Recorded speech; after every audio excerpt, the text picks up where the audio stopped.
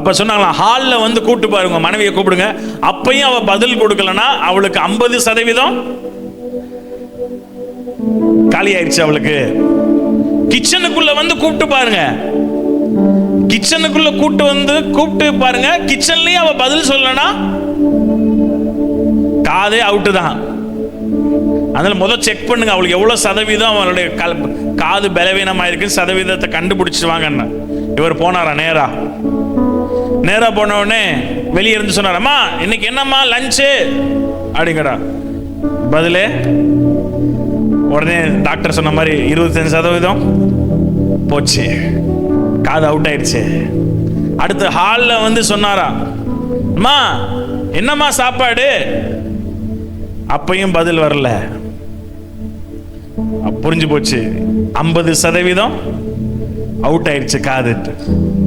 ஒரு கிச்சன்ல வந்து, அம்மா சாப்பாடு என்னம்மா அப்படின்னு சொன்ன அந்த அம்மா 3 முறை சொல்லிட்டு இருக்கேன், சாம்பாரும் ரசம் உண்டு, என்ன காது கேட்கல உங்களுக்கு?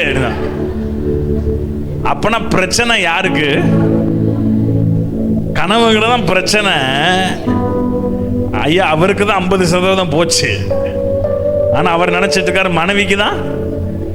இதுதாங்க நிறைய குடும்பத்துல பிரச்சனை. உங்க கண்கள்ல உள்ள மரக்கட்டைய கண் வச்சுக்கிட்டு அவங்க கண்கள்ல இருக்க சின்ன சின்ன தூசியை பார்த்துட்டு பெரிய பிரச்சனை பண்ணிட்டு இருக்கிறோம். நம்ம பலவீனத்தை நம்ம ஏற்றுக்கொண்டாலே, நம் பலவீனத்தை நாம் அதை அக்செப்ட் பண்ணாலே பாதி பிரச்சனை முடிஞ்சிடும்.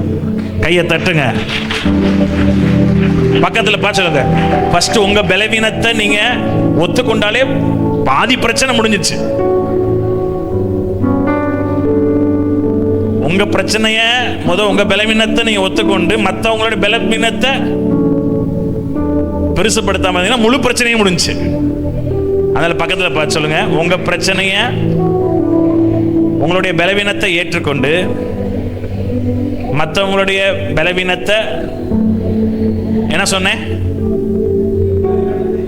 கொண்டு மற்றவங்களுடைய பலவீனத்தை சகிச்சு கொண்டீங்கன்னா முழு பிரச்சனையும் முடிஞ்சு.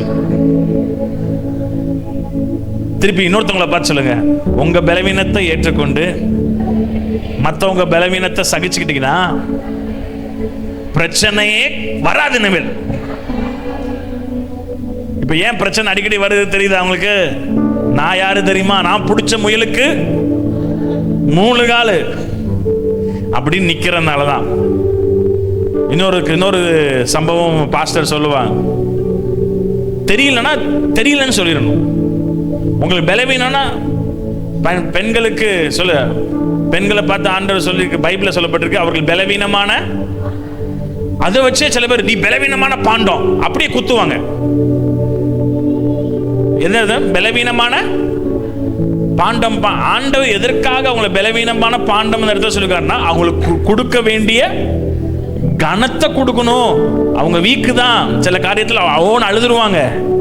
ஆண்கள் மாதிரி அவங்க ஸ்ட்ராங்கா இருக்க மாட்டாங்க, எமோஷனலி கொஞ்சம் வீக்கு தான்.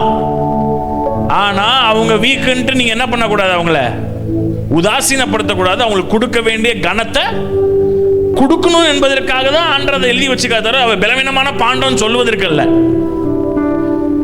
ஆமென். அந்த வசனத்தை வாசிங்களேன், அந்த வசனத்தை வாசிங்க. ஆவியானவர் எதற்கு அந்த வசனத்தை எழுதி வச்சிருக்கிறார்? அது 1 பேதுரு 3ஆம் அதிகாரம் எத்தனை வசனம்? சில பேர் என்னன்னா அதை வச்சே பெண்கள் பலவீனமான பாண்டங்கள் அப்படின்ட்டு 7 பாயிண்ட் பேசுவாங்க. அவங்களை கொட்டுவதற்காக ஆண்டவர் சொல்லவில்லை, அவங்களை கேவலப்படுத்துவதற்காக ஆண்டவர் சொல்லவில்லை. அவங்க பலவீனமான பாண்டம் ஏன் ஆண்டவர் சொல்றான்னா, அதை வாசிங்க. அந்தப்படி புருஷர்களே, மனைவியானவள் பலவீனமான பாண்டமா இருக்கிறபடியால் உங்கள் ஜெபத்திற்கு தடை வராதபடி நீங்கள் விவேகத்தோடு வாழ்ந்து உங்களுடைய கூட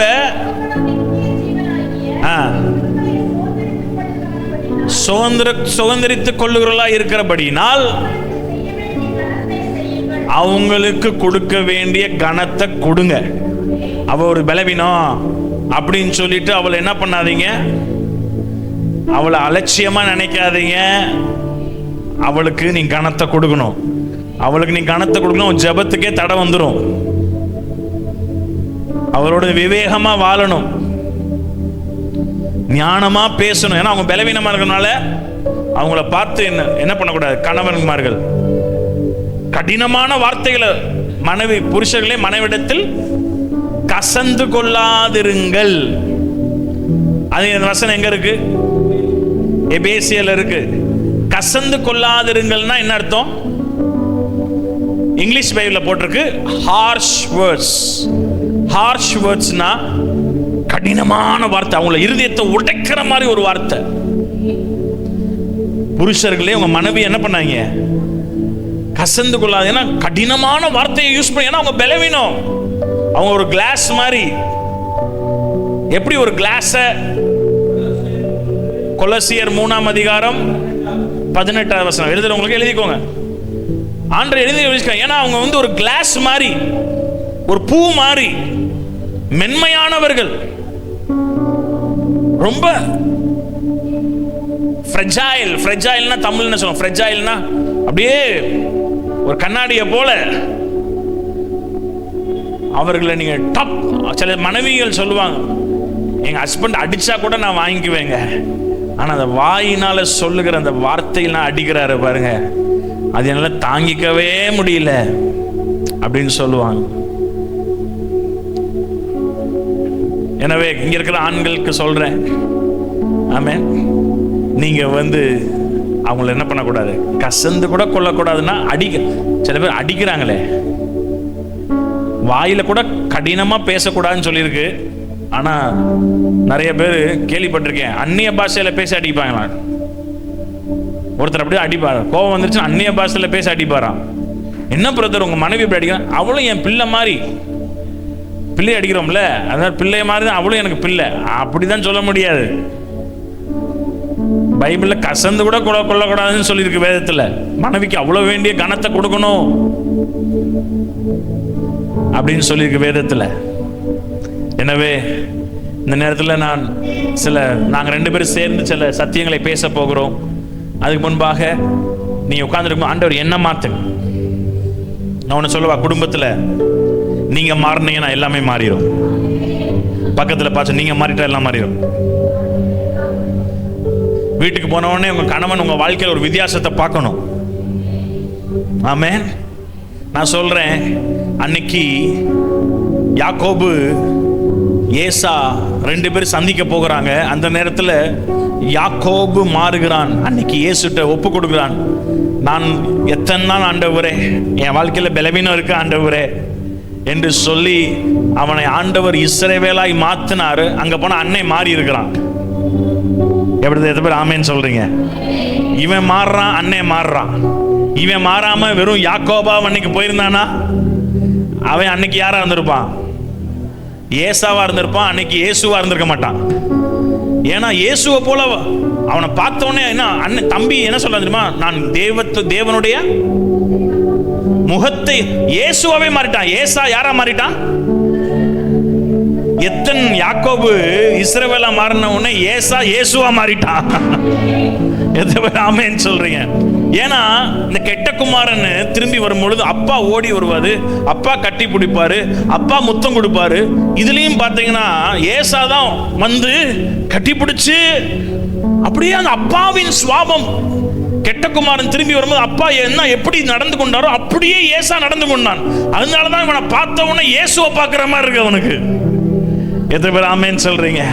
அதனால நீங்க மாறினீங்கன்னா உங்க கணவன் மாறுவா, உங்க பிள்ளைகள் மாறுவார். நீங்க மாறினீங்கன்னா முழு குடும்பமும் மாறும். நான் மாற மாட்டேன், என் கண்ணில் எவ்வளவு பெரிய துரும்பு எவ்வளவு கட்ட போல இருந்தாலும் சரி, நான் ஒன்னதான் மாத்துவேன் அப்படின்னா வாழ்நாளெல்லாம் செத்து சாக அப்படியே சண்டை போட்டுட்டே இருக்க வேண்டியதான். சண்டை போட்டுட்டே இருக்க வேண்டியதான். பார்த்தீங்கன்னா எங்க வீட்டில் ஏன் எங்களுக்கு இந்த குடும்பத்தின் மேல ஒரு ஒரு ஒரு பாரம் வந்துச்சுன்னா, என்னுடைய அப்பாவுடைய அப்படின்னா பாட்டி பூட்ட, என் பாட்டியோடைய பாட்டி அப்படின்னா எப்படி சொல்றது, பூட்டியா, என் பூட்டியும் அவங்க கணவரும் சண்டை போட்டுட்டே இருப்பாங்களாம். எப்படி சண்டை போடுவாங்க? நாயும் இப்ப அது கூட சண்டை போட மாட்டேன், நல்லா ஒத்துக்கிட்டு நல்லா இருக்கு. அப்படின்னா பாம்பும் கீரியும் மாதிரி சண்டை போட்டே இருப்பாங்க. ஆனா ஒரு காலத்துல என்ன பண்ணிட்டாங்க, தீர்மானிச்சிட்டானா நம்ம 2 பேர் பேசினாதானே சண்டை வருதுன்ட்டு எத்தனையோ ஆண்டுகள் சாகுற வரைக்கும் அவங்க ஒரு பேசவே இல்லை. ஒரே வீடு தான். எங்க அப்பா குட்டி பையனா இருக்கும்போது வீட்டுக்கு போவாங்களாம். பார்த்தீங்கன்னா இவங்க தான் தாத்தாட்ட போய் அப்படி சொல்லு, இவர் தான் யாரு, தூது கொண்டு போவார். தாத்தா பாட்டிக்கு தூது கொண்டு போவார். ஆனா பார்த்தீங்கன்னா அது திருப்பி தொடர்ந்தது. ஏன் பாட்டியும், எங்க அப்பாவுடைய பாட்டியும் அது என்னோட தாத்தாவும் சண்டை போட்டே இருப்பாங்க. உடனே இப்ப நீங்க அம்மா வீட்டில் இருங்க, இது என் மகன் வீட்டில் இருக்கட்டும். கடைசியில் பார்த்தா வந்து தாத்தா இறந்துட்டாங்க. தாத்தா இறந்த உடனே அடுத்து அடக்கம் பண்ணியாச்சு. அடுத்து பாட்டி இறந்துட்டாங்க. இப்போ மதுரையில் வந்து அடக்கம் பண்ணுவதற்கு பற்றாக்குறையான இடம். உடனே நாங்கள் என்ன பிளான் பண்ணோம்னா, தாத்தா இறந்த இடத்துலயே அதுக்கு மேலேயே என்ன பண்ணிடலாம், பாட்டியும் அடக்கம் பண்ணிடலாம் அப்படின்னு நினைச்சோம். அப்ப என் கூட இருந்த என்னுடைய சகோதரி ஒருத்தர் சொன்னா, இங்கேயாச்சும் தாத்தா நிம்மதியா விடட்டும், பாட்டி இங்க போய் பின்னப்படக்கூடாது, தாத்தா இங்கேயாச்சும் நிம்மதியா விடுங்க, இப்ப வேற எங்கேயாச்சும் பாட்டி அடக்கம். அவன் நகைச்சுவையா சொன்னாலும் பாருங்க, எல்லா பேர பிள்ளைகளுக்கும் கல்யாணம் என்பது அதுக்காகவா? சண்டை போடுவதற்கா கல்யாணம் ஆண்டு படைச்ச? வாக்குரைத்தவர், அவர் வாக்கு மாறாதவர். காலங்கள் மாறலாம், சூழ்நிலைகள் மாறலாம், மனிதர்கள் மாறலாம், ஆனா அவர் நேற்றும் இன்றும் என்றும் மாறாதவராயிருக்கிறார். ஹல்லேலூயா. நல்ல கைகளை தட்டி நன்றி சொல்லுவோமா? நன்றி ஆண்டவரே, நன்றி ஆண்டவரே, நன்றி ஆண்டவரே. ஒரு பாடலை பாட போறோம்.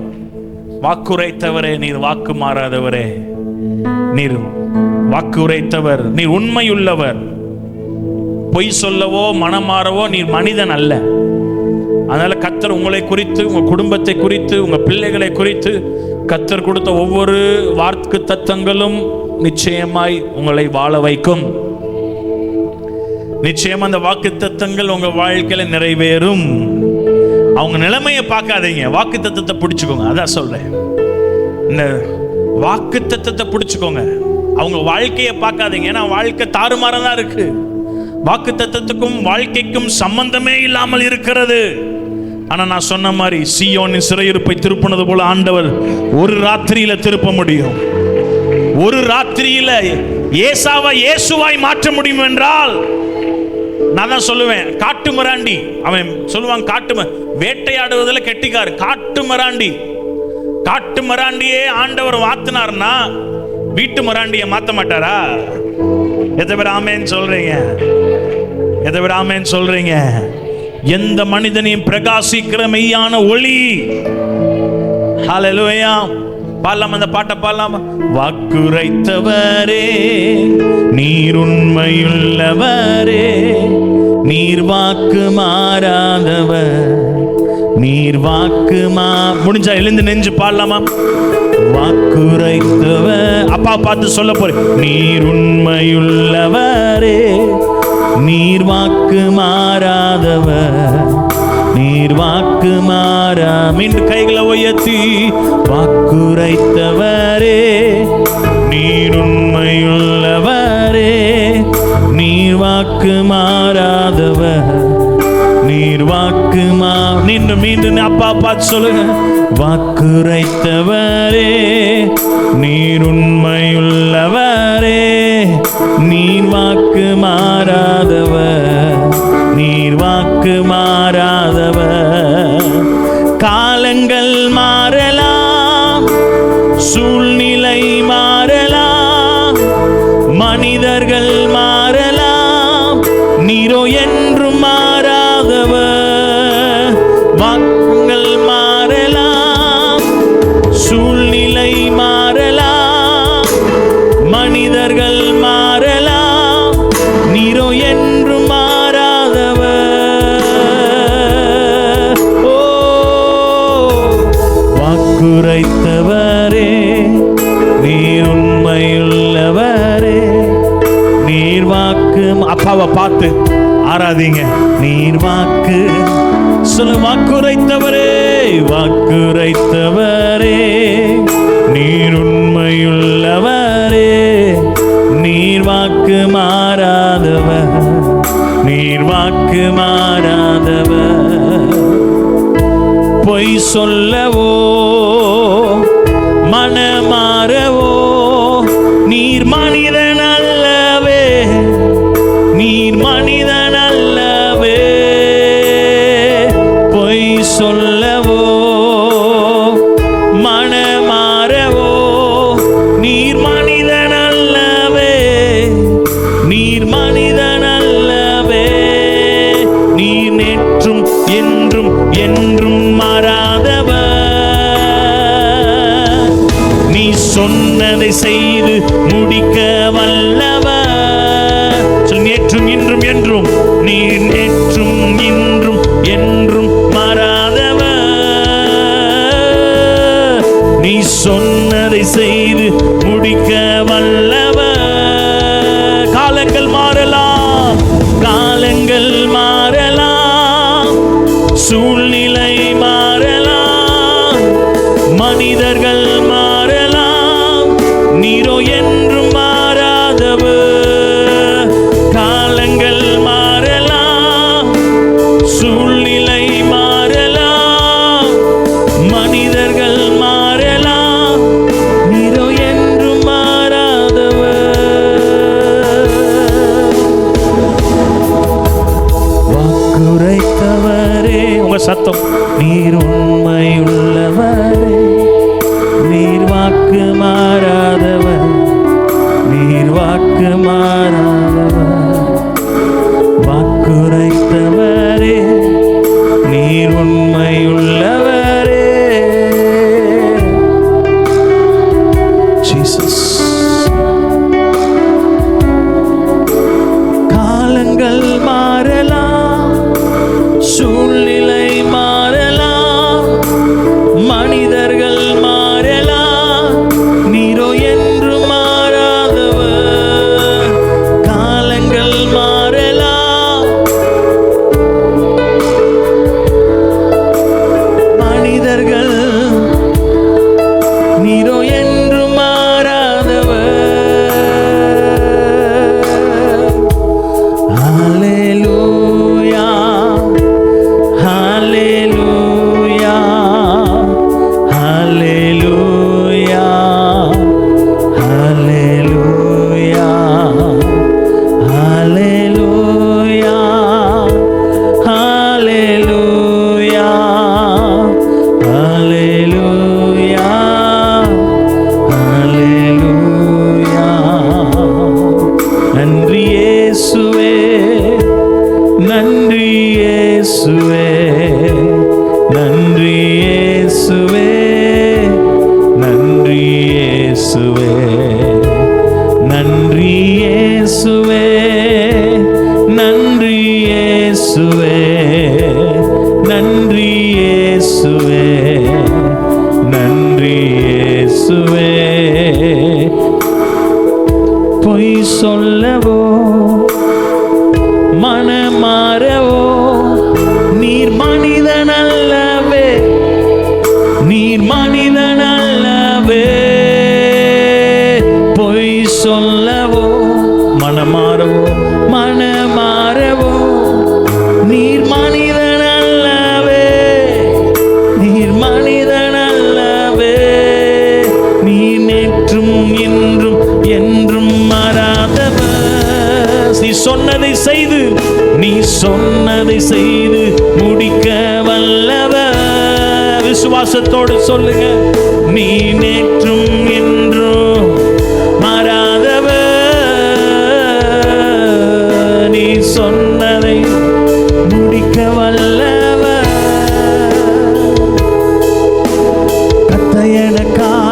கத்த எனக்காய் யாவையும் செய்து முடிப்பார். கத்தர் எனக்காய் மலைகளை பெயர்ப்பாரே. கத்தர் எனக்காய் யாவையும் செய்து முடிப்பார். கத்தர் எனக்காய் மலைகளை பெயர்ப்பாரே. சொன்னதை அவர் என்னை கைவிடுவதில்லை. சொன்னதை செய்வரை அவர் என்னை அப்பா சொல்லுங்க, சொன்னதை நீ சொன்னதை செய்வரை அவர் என்னை கைவிடுவதில்லை. சொன்னதை ஓ ரெண்டு கைகளை வானத்துக்கு நேரா உயர். கத்தையனக்காய் கத்தையனக்காய் யாவையும் அப்பா ஏசையா கத்தையனக்காய் கத்தையனக்காய் மலைகளை பெயர்ப்பாரு. கத்தையனக்காய் கத்தையனக்காய் யாவையும் செய்து முடிப்பா. ஓ மலைகளை பெயர்ப்பாரு. என் நிந்தைகள் நிரந்தரம் இல்லை என்றீரே. நான் இழந்ததை திரும்பவும் தருவேன் என்றீரே. என் நிந்தனை நிரந்தரம் இல்லை என்றீரே. நான் இழந்ததை தருவேன். ரெண்டு கைகளை உயர்த்தி சொன்னதை சொன்னதை செய்வரை அவர் என்னை கைவிடுவதில்லை. சொன்னதை ஓ அவர் என்னை கைவிடுவதில்லை.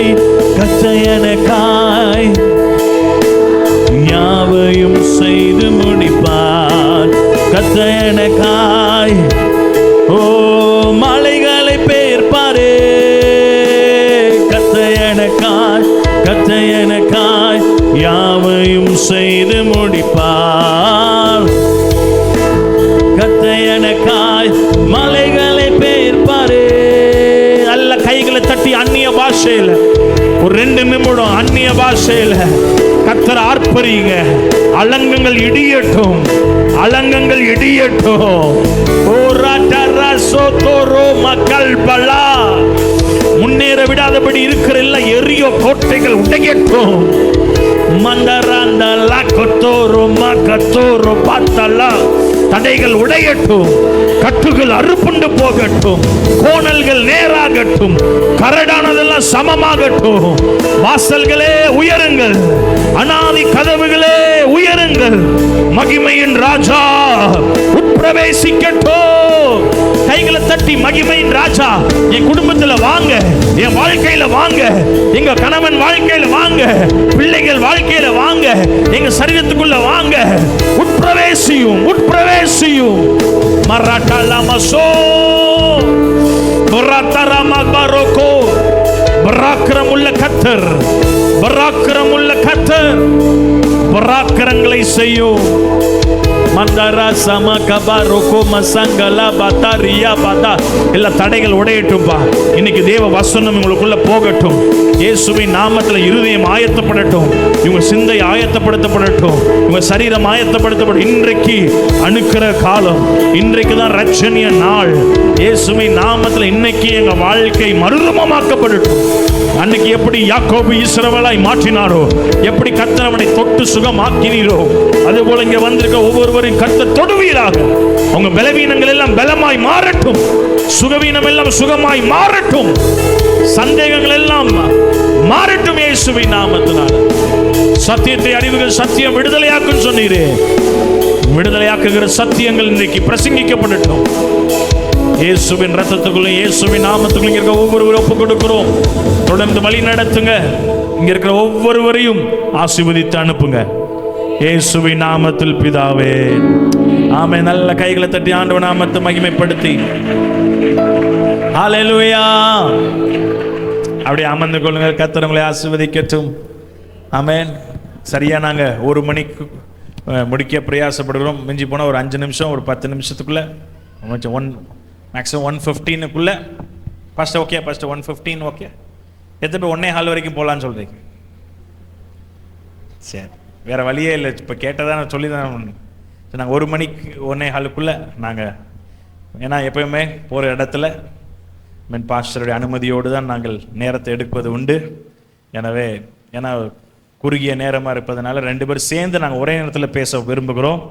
நானும் மனைவி மாறி மாறி பேச போகிறோம். சரியா? அதனால் கர்த்தர் நாம மகிமைப்படட்டும். நான் சொன்ன மாதிரி குடும்பம் என்பது ஆண்டவரால் ஏற்படுத்தப்பட்ட ஒரு இன்ஸ்டிடியூஷன்னா ஒரு ஸ்தாபனம். இது மனிதனுடைய கண்டுபிடிப்பு கிடையாது. ஆதாமையும் ஏவாளையும் உருவாக்கி அவர்களுக்கு திருமணம் நடத்தி வைத்தவரை யாரு? பிதா குமாரன் பரிசுத்த திருத்துவ தெய்வம் தான் திருமணத்தை நடத்தி வைத்தார். ஆண்டவர் உன்னை கொடுத்தார்னா அது நன்மையா தீமையா? நன்மைதான். ஆனால் சில பேர் நினைக்கிறாங்க, ஆண்டவரே ஏன் ஆண்டவரே எனக்கு இந்த முள்ளை கொடுத்துருக்குறீங்க,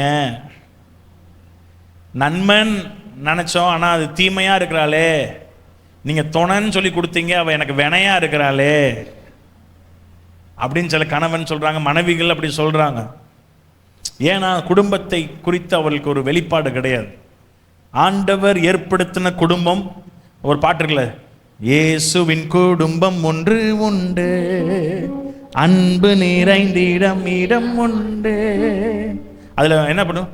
துன்பம் இல்லை, துயரம் இல்லை. என்ன பாட்டு தெரியுமா தெரியாதா?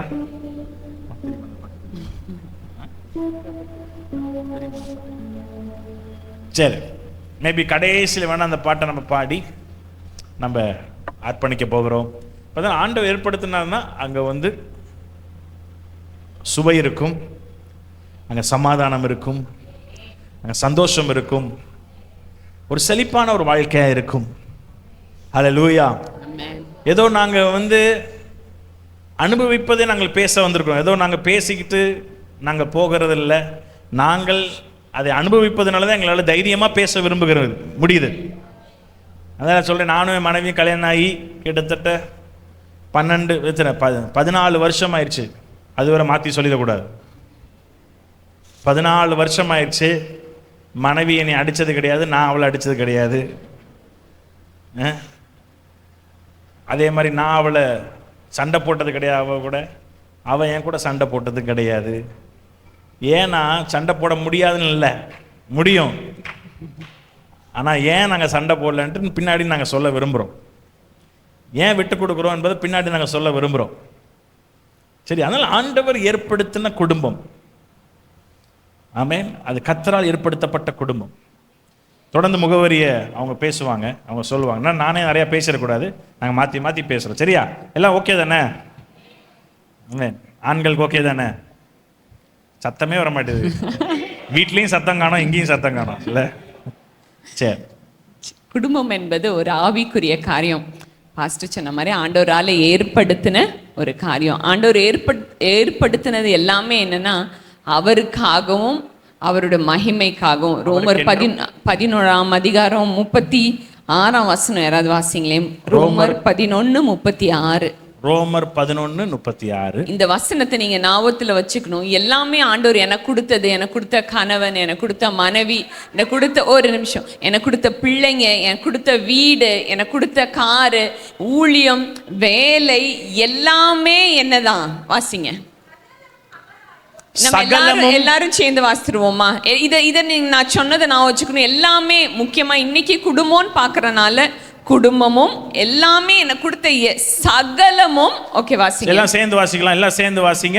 இங்க சகலமும் அவராலும் அவர் மூலமாய் அவருக்காகவும் இருக்கிறது, அவருக்கே என்றென்றைக்கும் மகிமை உண்டாவதாக. ஆமென், ஆமென், ஆமென். குடும்பம் எதுக்கு ஆண்டவர் கொடுத்தாரு? அவருடைய மகிமைக்காக. அவராலும் அவர் மூலமாவும் அவருக்காகவும் தான் ஆண்டவர் திருமணத்தை ஏற்படுத்தினார். ஆமென். சோ அவருக்காக. அதனால தான் நான் சொல்றேன், இது ஒரு ஆவிக்குரிய காரியம். வேதம் பார்த்தீங்கன்னா ஒரு திருமணத்துல ஆரம்பிச்சு திருமணத்துல முடியுது அப்படின்றத நம்ம பார்க்கிறோம். இந்த தேவனுடைய ராஜ்யத்துக்கு ஒரு குடும்பம் ரொம்ப முக்கியமா இருக்கு அப்படின்றத நம்ம பார்க்குறோம். அதனால தான் ஆண்டவர் எவ்வளோ முக்கியமா அதை எண்ணுகிறனால தான் சாத்தானுக்கும் அது மேல என்ன இருக்கு? கண்ணு இருக்கு. அதனால நீங்க இந்தியால பாத்தீங்கன்னா நீங்க கேள்விப்பட்டிருப்பீங்க, கிறிஸ்துவ குடும்பத்துல தான் கிறிஸ்துவ திருமணம் தான் நிறைய டிவோர்ஸ்ல முடியுது, விவாகரத்துல முடியுது. ஆக்சுவலா 4 கல்யாணத்துல ஒரு கல்யாணம் டிவோர்ஸ்ல முடியுது. அப்ப நான் யோசிச்சேன், மேபி சும்மா ஏதோ பிரசங்கத்துக்காக சொல்றாங்க அப்படின்னு எங்க சர்ச்ல ஒரு லாயர் இருக்காங்க. அவங்கள்ட்ட கேட்கும் போது சொன்னாங்க, என்கிட்ட வர நிறைய கேஸ் கிறிஸ்துவ குடும்பத்துல இருந்தா வருது அப்படின்னு. ஏன்னா சாத்தான் எப்படியாச்சும் கெடுத்துட்டோன்னா ஆண்டவருடைய திட்டத்தை கெடுத்துடலாம், ஆண்டவர் அந்த குடும்பத்தின் மூலமா என்ன செய்யணும்னு நினைக்கிறாரோ அதை கெடுத்துடலாம் நினைச்சு என்ன பண்ணான் சாத்தானும் ரொம்ப தீவிரமா குடும்பத்துக்குள்ள அவன் நுழைந்து அநேக குடும்பங்களை பிரிக்கிறத நம்ம பார்க்கிறோம். அப்போஸ்தலர் நடவடிக்கைகள் 8ஆம் அதிகாரத்துல நீங்க பாத்தீங்கன்னா பவுல் என்ன பண்ணாராம், வீடுகள்ல நுழைஞ்சு நான் வாசிக்கிறேன். அப்போஸ்தலர் 8:3, சவுல் வீடுதோறும் நுழைந்து புருஷரையும் ஸ்திரீகளையும் இழுத்து கொண்டு போய் காவலில் போட்டுவிட்டு சபையை பாழாக்கி கொண்டிருந்தான். சபையை பாழாக்கணும்னா எங்க சாத்தான் கை வைப்பான்? குடும்பத்துல தான் கை வைப்பான். அவங்கள பாழாக்கிட்டா சபை பாழாயிரும். அப்ப ஹெல்தி ஃபேமிலிஸ் தான் ஹெல்தி சர்ச்சஸ். ஆரோக்கியமான குடும்பம் தான் ஆரோக்கியமான சபையை உண்டாக்க முடியும். ஆரோக்கியமான சபை இருந்தாதான் ஒரு தாக்கத்தை நம்ம இருக்கிற சமுதாயத்துல உண்டாகும். நம்ம சமுதாயம் மாறணும்னா தேசமே மாறிடும். தேசம் ஆண்டவருக்காக நீக்கு எவ்வளவு பேருக்கு புரியுது? சோ எங்க ஆரம்பிக்கணும் அந்த மாற்றம்? குடும்பத்தில் ஆரம்பிக்கும் போது தேசத்துல முடிகிறத நம்ம பார்க்கணும். நீங்க தேசத்துக்காக நீங்க ஜெபம் பண்ணிட்டு நீங்க ரொம்ப சந்தோஷம். நான் தேசம் மாறணும்னா சபைக்குள்ள ஒரு மாற்றம் உண்டாகணும். சபைக்குள்ள ஒரு மாற்றம் உண்டாகணும்னா குடும்பத்துக்குள்ள ஒரு மாற்றம். இன்னைக்கு அந்த மாற்றத்தை ஆண்டவர் நம்ம குடும்பங்கள்ல கொண்டு வர போகிறார். ஆமென். அது மாறும்போது சபை மாறும்போது தூத்துக்குடி ஆண்டவருக்காக மாறிடும். ஆமென் ஆமென். உண்மை. அங்க போன வருஷம் ஒரு எங்கள் சர்ச்சில் நிறைய கல்யாணங்கள் நடந்தது. அதில் நிறைய கல்யாணங்கள் நடந்துச்சு. அது பல கல்யாணங்கள் பார்த்தீங்கன்னா இப்போ கேள்விக்குறியில் நிற்குது. சிலது டிவோர்ஸ் வாங்கிட்டாங்க. பட் டிவோர்ஸ் எங்கே அல்லேலூயா டவரில் நடந்ததை சொல்லிட்டு இருக்கிறேன், இது மற்ற சர்ச்சில் நடந்ததை சொல்லலை. அதனால நாம் அதில் கொஞ்சம் கவனமாக இருக்க வேண்டும். ஆமென். திருமணம் என்பது கர்த்தர் ஏற்படுத்தின காரியம். விவாகரத்தை கர்த்தர் வெறுக்கிறார். கர்த்தர் வெறுக்கிறத நம்ம வெறுக்கணும். கர்த்தர் நேசிக்கிறத நம்ம நேசிக்கணும். சில பேர் எதுக்கு எடுத்தாலும் விவாகரத்து பண்ணிடுவேன், அம்மா வீட்டுக்கு போயிடுவேன், இல்லாட்டி எதுவாச்சு நான் செத்துருவேன். இந்த மூணுமே வரக்கூடாது. பக்கத்தில் பார்த்து மூணுமே வரக்கூடாது. விவாகரத்து பண்ணிடுவேன், அம்மா வீட்டுக்கு போயிடுவேன், இல்லாட்டி செத்துருவேன். இந்த மூணுமே வரக்கூடாது. ஆமென். ஸோ ஏன் குடும்பத்தில் ஏன் இப்படி பிரச்சனை, ஏன் ப்ராப்ளம்னா குடும்பத்தில் பிரசன்ஸ் இல்லை. என்ன இல்லை? தேவனுடைய பிரசன்னம் இல்லாதனால தான் பிரச்சனை. ஆதி குடும்பத்தில் ஆண்டவர் ஏற்படுத்தின ஆதாம் ஏவாள் வாழ்க்கையில் டெய்லி ஒரு மூணாவது நபர் ஒருத்தர் வந்துட்டே இருப்பார். அவர் யாரு? தேவன். பார்த்தீங்கன்னா டெய்லி குளிர்ச்சியான வேலையில் ஆண்டவர் அவர்களோடு வாசம் பண்ணினார், உலாவினார். நான் சொல்றேன், பிரசன்ஸ் இருக்கிற இடத்துல தான் பிளசண்டா இருக்கும். பிளசன்ட்னா என்ன தெரியுமா? பிளசன்ட்னா அனுகூலமான. இன்னைக்கு வெதர் ரொம்ப பிளசண்டா இருக்குன்னு சொல்லுவோம். அப்படின்னா இன்னைக்கு நல்லா என்ன, ரொம்ப வெயிலாகவும் இல்லை, ரொம்ப குளிராகவும் இல்லை, நல்லா நல்ல அனுகூலமாக இருக்கு. அதனால சொல்றேன், பிரசன்ஸ் இருக்கிற இடத்துல தான் பிளசன்ட் இருக்கும். பிரசன்ஸ் இல்லைன்னா உங்க குடும்பத்தில் பிளசன்ட் இருக்க அனுகூலமான சூழ்நிலை. யோசித்து பாருங்க, அவங்க வாழ்க்கையில தேவ பிரச்சனை இருக்க வரைக்கும் பிரச்சனையே இல்லை, எல்லாம் ஸ்மூத்தா போகுது, சுகமா போகுது, இயேசுவோடு நல்லா வாழ்றாங்க. அவன் சொல்றான், என் எலும்பின் எலும்பும் என் மாம்சத்தின் மாம்சம்ன்றான், என்னை அவளையும் பிரிக்க முடியாது, நாங்கள் ரத்தம் ஒரே எலும்பு ஒன்றுன்றான். ஆனா எப்ப பிரசன்னம் அவங்கள விட்டு போச்சோ, நீர் கொடுத்த அப்பனா ஃபர்ஸ்ட் பார்த்தீங்கன்னா பிரசன்னம் போன உடனே என்ன நடக்குதுன்னா வேற்றுமை உண்டாகுது, வெறுப்பு உண்டாகுது. சொல்ற ஆண்டவரை பார்த்து பார்த்தீங்கன்னா நீர் கொடுத்த இந்த மனைவி தான். அது வரைக்கும் எலும்பின் எலும்பும் மாம்சத்தின் மாம்சம் சொன்னவன் பிளேம் பண்ண ஆரம்பிச்சிட்டான். So blame game. அதை பத்தி நீ பேசுமா? இல்லை, மற்றவங்கள குடும்பத்தில் நிறைய என்ன பிரச்சனை வந்தாலும் என்ன பண்ணிடுறோம், மனைவி தான் காரணம், புருஷன் தான் காரணம், பிள்ளைங்க தான் காரணம் அப்படின்றது. நான் சொல்றேன், என்ன காரணம்? பிரசனம் இல்லாததான் காரணம். as simple as that. பிரசனம் இல்லாததான் பிரச்சனைக்கு காரணம். அவங்க காரணம் இவங்க காரணம் இல்லை. சரி, இந்த இடத்துல தேவனுடைய பிரசன்னம் இருக்கும், அங்க சமாதானம் இருக்கும். ஸோ பிரசன்னத்துக்கும் சமாதானத்துக்கும் என்ன இருக்கு? சம்பந்தம் உண்டு அப்படின்றத நம்ம பார்க்குறோம். அது மட்டும் இல்லை, அதுக்கப்புறம் தேவனுடைய பிரசன்னம், அவங்க பாவம் செய்தனால தேவனுடைய பிரசன்னத்துல இருந்து விலகிட்டாங்க. அதுக்கப்புறம் பார்த்தீங்கன்னா மாத்தி மாத்தி என்னது பிரச்சனை தான், பிள்ளைங்களுக்குள்ள சண்டை வருது இல்லை? So there is always problem. பிரச்சனை எப்போ வருது அப்படின்னா ஆண்டவருடைய பிரசன்னத்திலிருந்து நம்ம விலகும் போது. அப்போ நம்ம குடும்பத்தில் முதலாவது காரியம் நம்ம செய்ய வேண்டியது, நம்ம we have to build our family altar. நம்ம செய்ய வேண்டியது பிரசன்னத்தை கொண்டு வருது என்ன தெரியுமா? பலிபீடம்.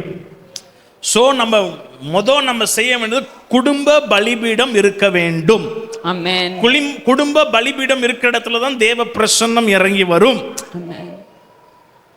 எங்க அக்கினி இருக்குதோ அங்கதான் பிரசன்னம் இறங்கும். அப்பனா ஃபர்ஸ்ட் நம்ம குடும்ப ஜெபம் இருக்க வேண்டும். குடும்ப பலிபீடம்னா நிறைய இருக்கு. குடும்ப ஜெபம், தனி ஜெபம், கணவன் மனைவி ஜெபம், பிள்ளைகளோடு சேர்ந்து ஜெபம், உபவாச ஜெபம், நிறைய ஜெபம் இருக்கு. சர்ச்சில் ஜெபிச்சா மட்டும் போதாது. சில மனைவிகள் கூடி கூடி ஜெபம் பண்ணுவாங்க. கணவனோடு என்னைக்கு கூடி ஜெபம் பண்ணி? பைபிளில் சொல்லப்பட்டிருக்கு. மத்தேயு 18:19 சொல்லப்பட்டிருக்கிறது, 2 பேர் என் நாமத்தில், 2 பேர் ஒருமனப்பட்டு என் நாமத்தில் எதை கேட்டாலும் பரலோகத்தில் இருக்கிற என் பிதா அவர்களுக்கு என்ன பண்ணுவார்? அப்படின்னா என்ன சொல்றாங்கன்னா, 2 பேர் யார் தெரியுமா? ஹஸ்பண்ட் ஒய்ஃப் தான். அந்த ஹஸ்பண்ட் ஒய்ஃப் கையை அப்படி பிடிச்சி, ஆண்டவரே நானும் மனைவியும் ஒருமனப்படுகிறோம், எனக்கு நீங்க அதை செய்யுங்கப்பான்ட்டு 2 பேர் ஒரே இருதயத்தோடு ஏக சிந்தையோடு ஒன்னா ஆண்டவர்ட்ட எதை கேட்டாலும் ஆண்டவர் என்ன பண்ணுவாரா? அதனாலதான் சாத்தான் என்ன பண்றான் தெரியுமா? இவங்க 2 பேரும் சேர்ந்துட்டாங்கன்னா எனக்கு பிரச்சனை வந்துடும், அவங்க பிரச்சனை போயிடும்ட்டு தான் 2 பேரை ஒரு மனதே கொடுக்க மாட்டான். மனைவி ஒன்று சொன்னா கணவனு ஒன்று சொல்றது. அவர் கிழக்கில் போனா இவங்க மேற்குல. எப்படி கரெக்டா சொல்றீங்க? ஒரு மனதை மட்டும் விட்டுற மாட்டான், என்ன வேணா பண்ண விடுவான். ஒன்னா சபைக்கு வர விட மாட்டான். நீ ஃபர்ஸ்ட் சர்வீஸ் போ, நீ செகண்ட் சர்வீஸ் போ, அதுலயே போச்சு. நான் சொல்றேன், குடும்பம் ஒரு மனம்னா ஒரே 2 ஆராதனை 3 ஆராதனாலும் குடும்பமா வரணும். கணவன் ஒரு ஆராதனை, மனைவி இன்னொரு சர்ச்சு, பிள்ளை இன்னொரு சர்ச்சு. அப்படின்னா வீட்டுக்குள்ள என்ன பண்றீங்க? ஒரு பிரிவினையை உண்டு பண்றீங்க. ஆமென். கணவனுக்கு ஒரு பர்ஸு, மனைவிக்கு நான் வேணா கரண்ட் பில் கட்டுறேன், நீ இது கட்டு. இது என்ன குடும்பமா இல்ல ஆபீஸா? பாருங்க, நானும் என் மனைவி, இப்போ என் மனைவிட்ட என் பர்ஸை கொடுத்து எவ்வளோ வேணா செலவழிச்சுக்கோ, ஜாயிண்ட் அக்கௌண்ட் தான் போட்டுடலாம். ஜாயிண்ட் அக்கௌண்ட் அப்படி சில பேர் மனைவிக்கு கூட சேர்ந்து ஜாயிண்ட் அக்கௌண்ட் போட்டு எடுத்துட்டானா பாஸ்டர்? சில பேர் பாருங்க, கணவனுக்கு மனைவிட்ட 1000 ரூபா கொடுத்துட்டு 1000 கேள்வி கேட்பான். அந்த 1000 ரூபா கொடுத்துட்டு நீ வச்சுக்கோப்பா, உனக்கு 1000 கேள்விக்கு தான் பதில் சொல்ல முடியாதுன்ட்டு கொடுத்துட்டு அந்த மனைவி போயிட்டே இருப்பா. மனைவியை நம்பணும். மனைவி உங்க பணம், அவருடைய பணம். அதுல ஒரு பிரிவினை இருந்துச்சுன்னா, பினான்சியல் பிரிவினை, அப்புறம் அப்படியே ஆசீர்வாதம் இருக்கும். அதுல ஒரு உன் பணம் ஏன் பணம், அப்பா 2 பேரும் ஒண்ணுப்பா, ஒரே சரீரம் என்று வேதம் சொல்லுகிறது. அப்புறம் ஒரே சரீரம் எப்படி 2 பர்ஸ் வச்சுக்க முடியும்? சிரிக்கிறத பார்த்தா நிறைய வீட்டில் 2 பர்ஸ் இருக்கு போல. சரி, அதனால இந்த பிரசன்னத்துக்கு தடையா இருக்கதான் நான் பேசிட்டு இருக்கிறேன். குடும்ப ஜெபம், கணவன் மனைவி ஜெபம், பிள்ளைகளோடு சேர்ந்து ஜெபம், உபவாச ஜெபம். சபையில நம்ம உபாசிக்கிறோம், நம்ம ஜெபிக்கிறோம். அது மட்டும் இல்ல, குடும்பமா சேர்ந்து சில தடவை பண்ணுவோம். எப்பனா ஒரு கல்யாணம் இல்லை அப்படின்ற போது இல்லை ரெகுலர் இன்டர்வல்ஸ்ல அட்லீஸ்ட் வருஷத்துக்கு ஒரு 3 தடவை குடும்பமா சேர்ந்து உபாசிக்கும் போது ஆண்டவர் குடும்பத்துல இடைப்படுவார். அவருடைய பிரசன்னம் தங்கி இருக்க அது உதவி செய்யும். புறஜாதிகள் பாருங்க, நினிவே பட்டணத்துல ஃபாஸ்டிங் இருக்கும்போது கை குழந்தைகள் கூட என்ன பண்ணிச்சுக்கலாம். இப்போ பாருங்க, என் பிள்ளைகள் 8 வயசு, இன்னொன்னுக்கு 11 வயசு. நாங்கள் நியூ இயருக்கு முன்னாடி தான் நாங்கள் உபவாசி ஜெபிப்போம். காலைல சாப்பாடு கொடுத்தா வேணாம் நம்ம உபவாசம் அன்னைக்கு தான் என்னங்கேருந்து பசி, ஐயோ பசிக்குதே அழுவாங்க. சரி, அந்த கண்ணீர் ஆண்டவர் கேட்கட்டும். சின்ன பிள்ளைகளுக்கு உபவாசத்தை சொல்லி தரணும். குடும்பமாக சேர்ந்து உபவாசிக்கணும். கணவன் மனைவி சேர்ந்து பிள்ளைகளுக்காண்டி உபவாசிக்கணும். பாருங்க, என் மனைவியோடைய தகப்பன் தாயும் எவ்ரி வெனஸ்டே புதன்கிழமை, ஒவ்வொரு வாரம் புதன்கிழமை அவங்களுடைய ஃபாஸ்டிங் என்னன்னா பிள்ளைகளுக்காக. 4 பிள்ளைகள், அவங்க வீட்டில் 4 பொம்பளை பிள்ளைகள். 4 பொம்பளை பிள்ளைகளுக்காக எவ்ரி புதன்கிழமை, எவ்ரி வெனஸ்டே ஃபாஸ்டிங் இருந்து அந்த பிள்ளைகளுக்காண்டி ஜெபம் பண்ணுவாங்களாம். இப்போ என் மனைவி சொன்னா, எங்கள் 4 பேரும் ஒரு நாள் கூட எங்கள் அப்பா அம்மாவை கண்ணீர் வடிக்க வச்சதே கிடையாது. ஒரு நாள் கூட நாங்கள் ஆண்டரை விட்டு தூரம் போனதே கிடையாது. ஒரு நாள் கூட நாங்கள் பொய் சொல்லி பாவம் செஞ்சு நாங்கள் வாழ்ந்ததே கிடையாது. கீழ்ப்படியாமல் கூட இருந்தது கிடையாது. 4 பிள்ளைகளும் கத்தர், அவங்க புண்ணியவான்கள் அப்படின்னு கிடையாது. அவங்க தகப்பன் தாயுடைய ஜெபம் அவர்களை பாதுகாத்தது. இவங்க பார்த்தா இவங்க படித்தது லக்னோ யோசித்து பாருங்க, டெல்லி பக்கத்தில். அவன் என்ன பண்ணாலும் யாருக்கும் ஒன்றும் தெரியாது. ஆனா அங்கேயும் பரிசுத்தமாய் வாழ கத்தர் உதவி செய்தார். எத்தனை பேர் ஆமேன் சொல்லுங்க? யார் இருக்கிறாங்களோ யார் இல்லையோ, ஆமேன். உங்கள் ஜெபம் உங்க பிள்ளைகளை பாதுகாக்கும். உங்கள் ஜெபம் நிச்சயமாய் உங்க பிள்ளைகளை காப்பாற்றும். அதனால நீங்க வடிக்கிற ஜெபங்கள் வீண் போகாதுங்க. எத்தனை பேர் ஆமேன் சொல்றீங்க? அதனால இயேசு சொன்னார், உங்களுக்காகவும் உங்கள் பிள்ளைகளுக்காகவும் கண்ணீர் விடு, அழுங்க. அழாதேன்னு சொல்லுகிறவர் அழுங்கன்னு ஏன் சொல்றாருன்னா, உங்க கண்ணீரின் ஒவ்வொரு துளியையும் அவள் துருத்தியில வச்சு பதில் தருகிற தெய்வமா இருக்கு. கைகளை உயர்த்தி நன்றி ஆண்டவரேன்னு சொல்லுங்க. ஹல்லேலூயா. ஸோ குடும்பத்தில் யார் ரொம்ப முக்கியம்? நம்ம பார்த்தோம், ஆண்டவரோட பிரசனம் இருக்கணும். குடும்பமாக ஆண்டவருக்கு முக்கியத்துவம் கொடுக்கணும். இல்லை, அவரை நீங்கள் எந்த டெசிஷன் எடுத்தாலும், எந்த தீர்மானம் எடுத்தாலும் குடும்பமாக அவரை தேடி அவர்கிட்ட கேட்டு எடுக்கும் போது குடும்பத்தில் அந்த ஆசீர்வாதம் வரும். அது மட்டும் இல்லை, பிள்ளைங்களும் அதை கற்றுக்கொள்வார்கள். இல்லை, குடும்பமாக நம்ம ஆண்டவருக்கு நீங்கள் டைத் கொடுக்கும் போது, குடும்பமாக ஒரு சபைக்கு வரும்போது அது உங்களோட அது நிற்காது. இல்லை, உங்கள் பிள்ளைங்களை என்ன பண்ணுவாங்க? அது குடும்பமாக ஆகும்போது அதே காரியத்தை அவங்க செய்கிறத நீங்கள் பார்க்க முடியும். அப்போ குடும்பத்தில் இந்த காரியங்கள் செய்யும் போது தேவனுடைய அந்த ஆல்டர் ஆஃப் காட், பலிபீடம் கட்டப்படுது அப்படின்றத நம்ம பார்க்கிறோம். இன்னொன்று நான் சொல்ல விரும்புகிறேன். குடும்பத்தில் யார் தெரியுமா ஆசாரியர்? சொல்லுங்க, யார் ஆசாரியர்? குடும்பத்திற்கு ஆண்டவர் ஏற்படுத்தின ஆசாரியரும் கணவன்மார். நீ ஒரு குடும்பத்தில் ஒரு கணவன் தான் ஆவிக்குரிய காரியத்தில் முதல்ல நிற்கணும். நம்ம ஒரு தமிழில் சொன்னா, ஒரு பூசாரின்னா யாரு? வீட்டுக்கு கணவன் தான். ஆனா எங்க பார்த்தாலும் பாருங்க, மனைவிமார்கள் தான் அந்த ஆவிக்குரிய காரியத்தில் ரொம்ப ஈடுபடுறாங்க. ஆண்கள் நீ ஜெபி, நீ ஜெபி, நீ ஜெபி, நீ சர்ச்சுக்கு போ. நான் சொல்றேன், கணவன்மார் மாதிரி சொல்றேன், நீங்கள் உங்களுடைய ஸ்தானத்தில் இருந்து ஜெபம் பண்ணும்போது தான் சில காரியங்கள் கர்த்தர் கேட்க முடியும். பார்க்கிறோம், ஆதியாகமம் 25ஆம் அதிகாரத்தில் 25, 21 பார்க்கிறோம். ஈசாக்கு ஜெபித்தான், கர்த்தர் ரெபேக்காளுடைய கற்பத்தை ஆசீர்வதித்தார். ரெபேக்கா எவ்வளோ ஜெபிச்சிருப்பா, ஆண்டவரே பிள்ளை கொடுங்க, பிள்ளை கொடுங்க. இவன் ஜெபிக்காம, இவன் ஒண்ணுமே இல்லாம என் மனைவி ஜெபிக்கிறா, ஜெயிச்சிருவாரு. என் மனைவி நான் சொல்றேன், ஆசாரியன் ஜெபிக்கணும். ஆசாரியன் தன் வாழ்க்கையை ஆண்டவருக்கு ஒப்பு கொடுக்கணும். ஆமென். ஆன்மீக காரியத்தில் ஆண்கள் தான் கொஞ்சம் ஆர்வமா இருக்கணும்.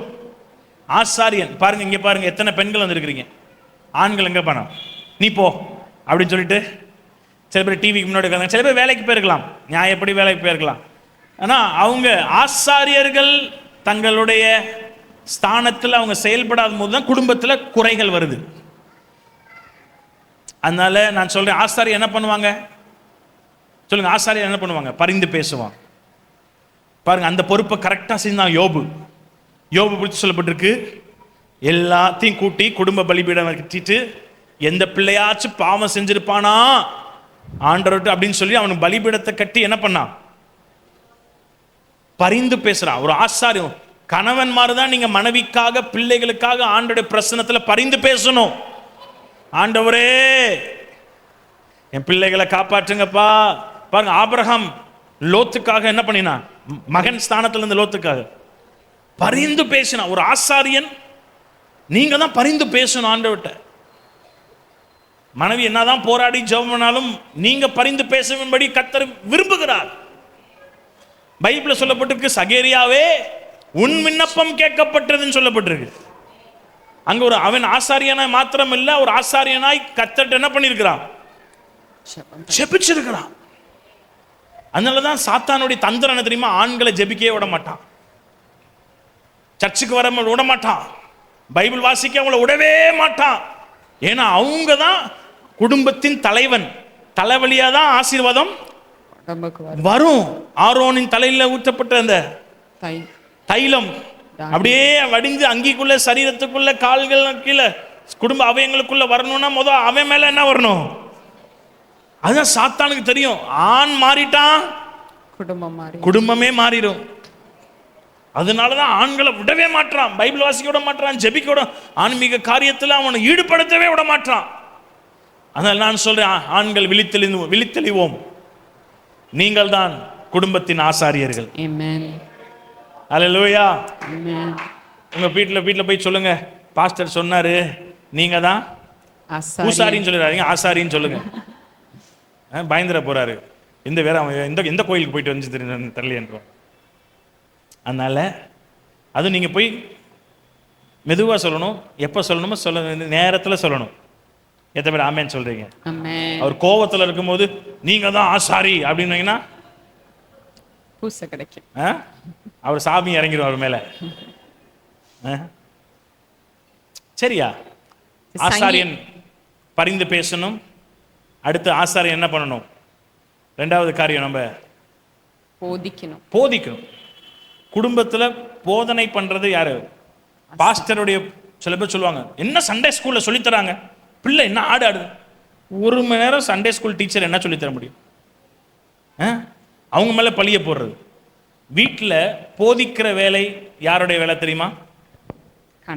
கணவனுடைய வேலை. பிள்ளைகளை கூப்பிட்டு, பைபிள் அப்படிதான் சொல்லப்பட்டிருக்கு. ஆபிரகாமை குறித்து சொல்லப்பட்டிருக்கிறது.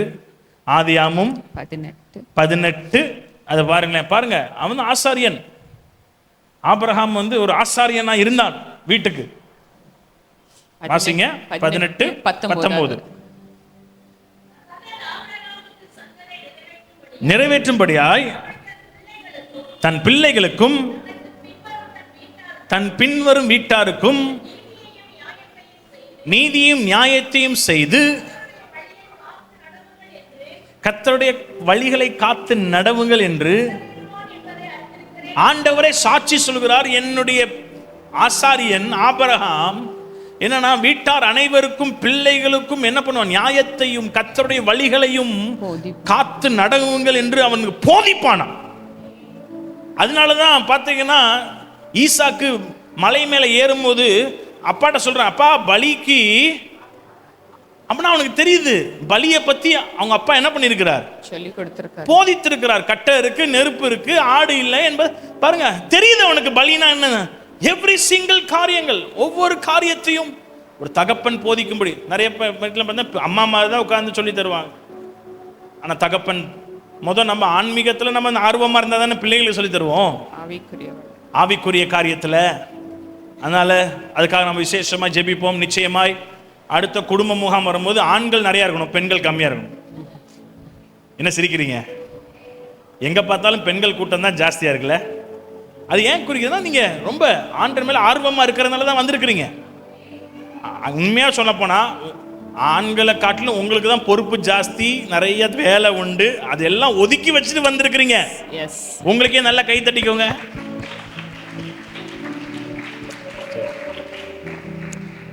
சங்கீதம் 128லயும் 112லயும் நம்ம பார்க்கிறோம், கர்த்தருக்கு பயப்படுற மனுஷன் பாக்கியவான். ஆசீர்வாதம். அது என்ன ஆசீர்வாதம்ன்றது, ஒரு புருஷன் ஒரு கணவன் ஆண்டவருக்கு பயந்து வாழும் போது, ஆண்டவர் பார்க்கிறார் என்ற உணர்வு இருக்கும் போது, ஆண்டவருக்கு உண்மையா இருக்கும் போது பார்த்தீங்கன்னா அந்த குடும்பம் என்ன பண்ணுது, ஆசீர்வதிக்கப்படுது. அவனுடைய சந்ததி எப்படி இருக்குமா, பலத்து இருக்கும்.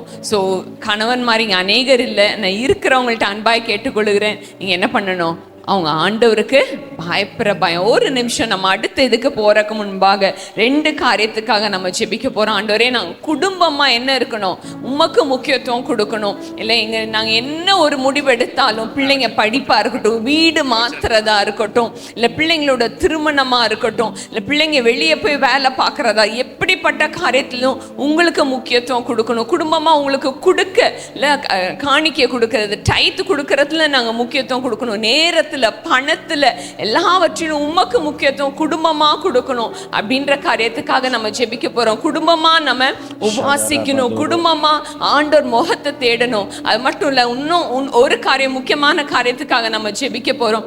யாரெல்லாம் ரட்சிக்கப்பட 2 விதமான கணவர் இருக்காங்கல்ல, ரட்சிக்கப்படாத கணவர், குடி பழக்கத்திலையும் மற்ற கெட்ட பழக்கத்திலையும் இருக்கிற கணவர் ரட்சிக்கப்படணும். இல்ல ரட்சிப்பு கர்த்தருடையது, அவர் தான் ரட்சிக்க முடியும். அதுக்காக நம்ம ஜெபிக்க போறோம். அடுத்தது மேபி சபைக்கு வரலாம், இது பண்ணலாம். ஆனா பாஸ்டர் சொன்னது போல ரொம்ப கோயில் மாடு மாதிரி இல்ல, ஆண்டவருக்கு ரொம்ப முக்கியத்துவம் கொடுக்கறது இல்ல. சபைக்கு வந்துட்டு போறாங்க ஒழிய வேதம் வாசிக்கிறது இல்ல. ஸ்பிரிச்சுவலி டெட், ஆவிக்குரிய வாழ்க்கையில எப்படி இருக்காங்க, செத்தவர்களா இருக்காங்க அப்படின்றது நிறைய வீட்டுல இப்படிப்பட்ட இருக்கிறனா ஆண்டவருடைய ஆசீர்வாதம் பரிபூர்ணமா இல்லாதபடி அது தடையா இருக்கு. ஸோ இது 2 காரியத்துக்காக ஆண்டவரே குடும்பமா என்ன பண்ணணும், ஆண்டவருக்கு முக்கியத்துவம் கொடுக்கணும். தேவனோட பலிபீடம் கட்டப்படணும் குடும்பத்துல, தேவனோட அக்கினி குடும்பத்துல இறங்கணும் அப்படின்றதுக்காகவும் நம்ம கணவர்மாருக்காக ஆண்டவரே அவங்க உங்களை தேடணும், அவங்க ரட்சிக்கப்படணும் அப்படின்றதுக்காக நம்ம எல்லாரும் சேர்ந்து நம்ம ஜெபிப்போமா. ஓ thank you Jesus, thank you Lord. ஆண்டவரே குடும்பங்களை கட்டுகிற தேவன்.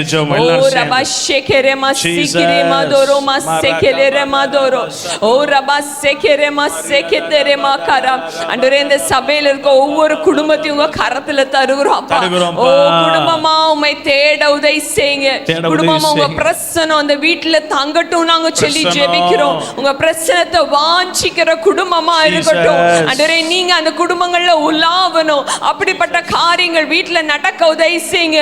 குடும்பத்தோட பலிபீடம் கட்டப்படட்டும் இயேசுவின் நாமத்தினால. குடும்ப ஜெபம் நடக்கட்டும் இயேசுவின் நாமத்தினால. குடும்பமா உம்மை தேட ஆண்டவரே உங்கள்ட்ட கேட்டு கேட்டு தாவீது போல ஆண்டவரே உங்களை கேட்டு செய்ய உதவி செய்யுங்க. வீடு மாத்திரதா இருக்கட்டும், பிள்ளைங்களை படிப்பு, பிள்ளைங்களோட திருமணம், வேலை விஷயம் எல்லாவற்றையும் உங்கள்ட்ட கேட்டு செய்ய குடும்பமா இருக்கட்டும் நாங்க சொல்லி ஜெபிக்கிறோம். உமக்கு முக்கியத்துவம் கொடுக்கிற குடும்பமா, நீங்க தான் அந்த வீடோட தலைவனா இருக்கும்படி நாங்க ஜெபிக்கிறோம்ப்பா. அப்படி இந்த சபையில இருக்க ஒவ்வொரு குடும்பங்களையும் நாங்க ஆசீர்வதிக்கிறோம் அப்பா. அதே போல யாரெல்லாம் ரட்சிக்கப்படலையோ, ரட்சிக்கப்படாத கணவர்களுக்காக நாங்க ஜெபிக்கிறோம். அவங்க கெட்ட பழக்கத்துல இருந்து ஆண்டவரே இயேசுவின் நாமத்தில் நீங்க விடுவிக்கும்படி நாங்க ஜெபிக்கிறோம்ப்பா. அந்த குடி பழக்கத்துல இருந்து விடுவீங்க, மொபைல் அடிக்ஷன்ல இருந்து விடுவீங்க ஆண்டவரே. எந்த கெட்ட பழக்கமா இருக்கட்டும், ட்ரக்ஸா இருக்கட்டும், சிகரெட்டா இருக்கட்டும், மற்ற கெட்ட நண்பர்களா இருக்கட்டும், கெட்ட பழக்க வழக்கமா இருக்கட்டும், இயேசுவின் நாமத்தினால ஆண்டவரே நாங்க உம்முடைய இரத்தத்தை நாங்க மேல தெளிக்கிறோம். விடுதலை அடையட்டும் இயேசுவின் நாமத்தினால. ஆண்டவரே ரட்சிப்பு கர்த்தருடையது நாங்க பார்க்கிறோம். ஆண்டவரே இந்த வீடோட தலைவன் அவங்க தான் நாங்க பார்க்கிறோம், priest of the family. ஆண்டவரே அவங்க மூலமா தான் ஆசீர்வாதம் வரும் நாங்க பார்க்கிறோம். இயேசுவின் நாமத்தினால ரட்சிப்பு உண்டாகட்டும் இயேசுவின் நாமத்தினால. ஆண்டவரே சபைக்கு வந்தாலும் அவங்களுக்குள்ள ஒரு மாற்றம் இல்ல. வேத வசனத்தின்படி நடக்காத கணவர், தெய்வத்துக்கு பயப்படாத கணவர், உண்மை இல்லாதவங்க நாங்க ஜெபிக்கிறோம்ப்பா இயேசுவின் நாமத்தினால. ஆண்டவரே செத்த அனுபவத்தோடு வாழுகிற கணவர்கள் அப்படிப்பட்டவங்க முழுமையா ரட்சிப்படையட்டும் நாங்க சொல்லி ஜெபிக்கிறோம். ஆண்டவரே புத்தி தெளிந்து தகப்பன் வீட்டுக்கு வர உதவி செய்யுங்க நாங்க சொல்லி ஜெபிக்கிறோம்ப்பா இயேசுவின் நாமத்தினால. ஒரு உண்மையான மன திரும்பல் உண்டாகட்டும் இயேசுவின் நாமத்தினால. ஒவ்வொரு குடும்பத்தையும் நாங்க குடும்பமா சபைக்கு வந்து நிற்க உதவி செய்யுங்க நாங்க சொல்லி ஜெபிக்கிறோம். ஆண்டவரே அநேக ஆண்கள் நீங்க ரட்சிக்க போறதுக்காக நன்றி செலுத்துகிறோம். ஆண்டவரே ஒவ்வொரு குடும்பமும் ஒரு குட்டி பரலோகமா இருக்க போறதுக்காக நன்றி இயேசுவின் நாமத்தில் பிதாவே. ஆமென் ஆமென் ஆமென் ஆமென் ஆமென் ஆமென் ஆமென். எத்தனை பேர் இந்த ஜெபத்தை கர்த்தர் கேட்டார்னு சொல்றீங்க? ஆமென். கைகளை உயர்த்தி கர்த்தர் கேட்டதுக்காக ஸ்தோத்திரம் செலுத்துவோம். ஒரு ஸ்தோத்திரம் ஆண்டவரே, ஸ்தோத்திரம் ஸ்தோத்திரம் ஸ்தோத்திரம் ஸ்தோத்திரம் ஸ்தோத்திரம்.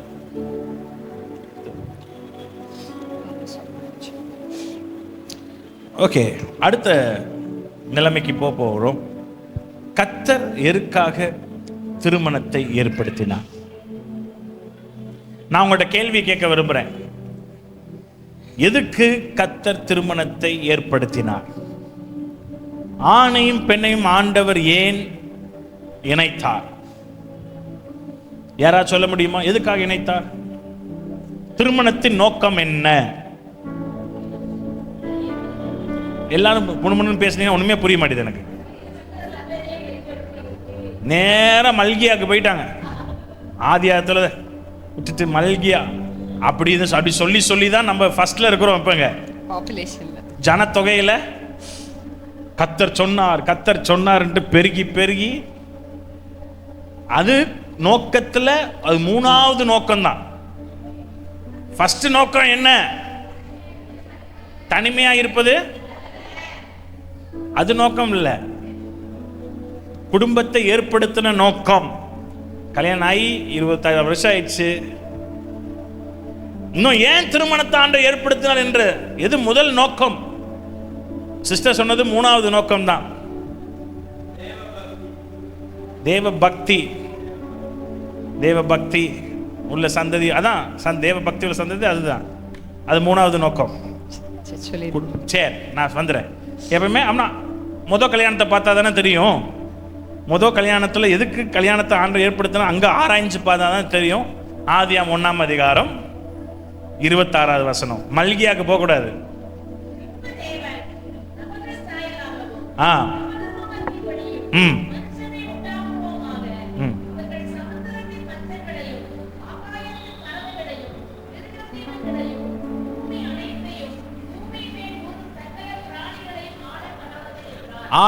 நமது சாயலாய் ரூபத்தின்படியே மனுஷனை உண்டாக்குவமாகன்ட்டு அவங்க ஆண்டவர் சொல்றாரு. அவர்கள்ன்றார். அவன் தானே சொல்லிருக்கணும். அங்க குடும்பத்தை சேர்த்துட்டார், அங்கேயும் ஏவாளை சேர்த்துட்டார். மனுஷன் உண்டாக்க கடவுள்னு சொல்லிட்டு அவர்கள் என்ன பண்ணணும்னா பூமியையும் மச்சங்களையும் பறவைகளையும் பூமியில் அனைத்தையும், பூமியின் ஊரும் பிராணிகள் சகலத்தையும் என்ன பண்ணணும்? ஆளக்கட. அப்பனா ஆண்டோடைய முதல் நோக்கம் என்னன்னா, ஒரு தம்பதிகள் இணைவதற்கு நோக்கம் என்னன்னா, சத்துருவின் ராஜ்யம் அழிக்கப்படணும், தேவ ராஜ்யம் பூமியில கட்டப்படணும். அதுதான் முதல் நோக்கம். உங்களை இணைச்சதே எதுக்கு தெரியுமா?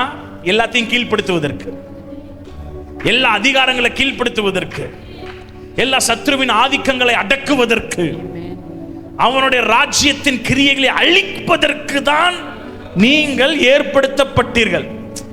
அவர்களை ஆளும்படி தான் உங்களை என்ன பண்ணினார்? இணைச்சார். ஆனா நிறைய பேர் என்ன தெரியுமா, இவளை எப்படி ஆளலாம்? கணவன் நினைக்கிறாரு. என்ன நினைக்கிறாருன்னா, கல்யாணம் பண்ண புதுசுல இவளை எப்படி ஆளலாம்? அதான் சாத்தானுடைய தந்திரம்.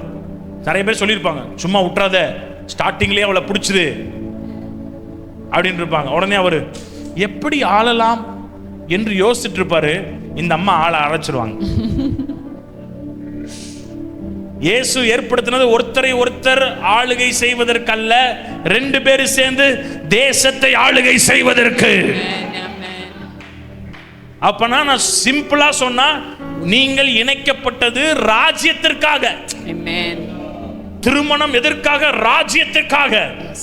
அதனால முதலாவது அவருடைய ராஜ்யத்தையும் தேடுங்கள். ராஜ்யத்தை முன்னாடி வைக்கணும்.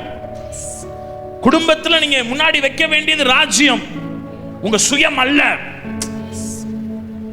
நான் யாரு என்பதை சொல்வதற்கல்ல.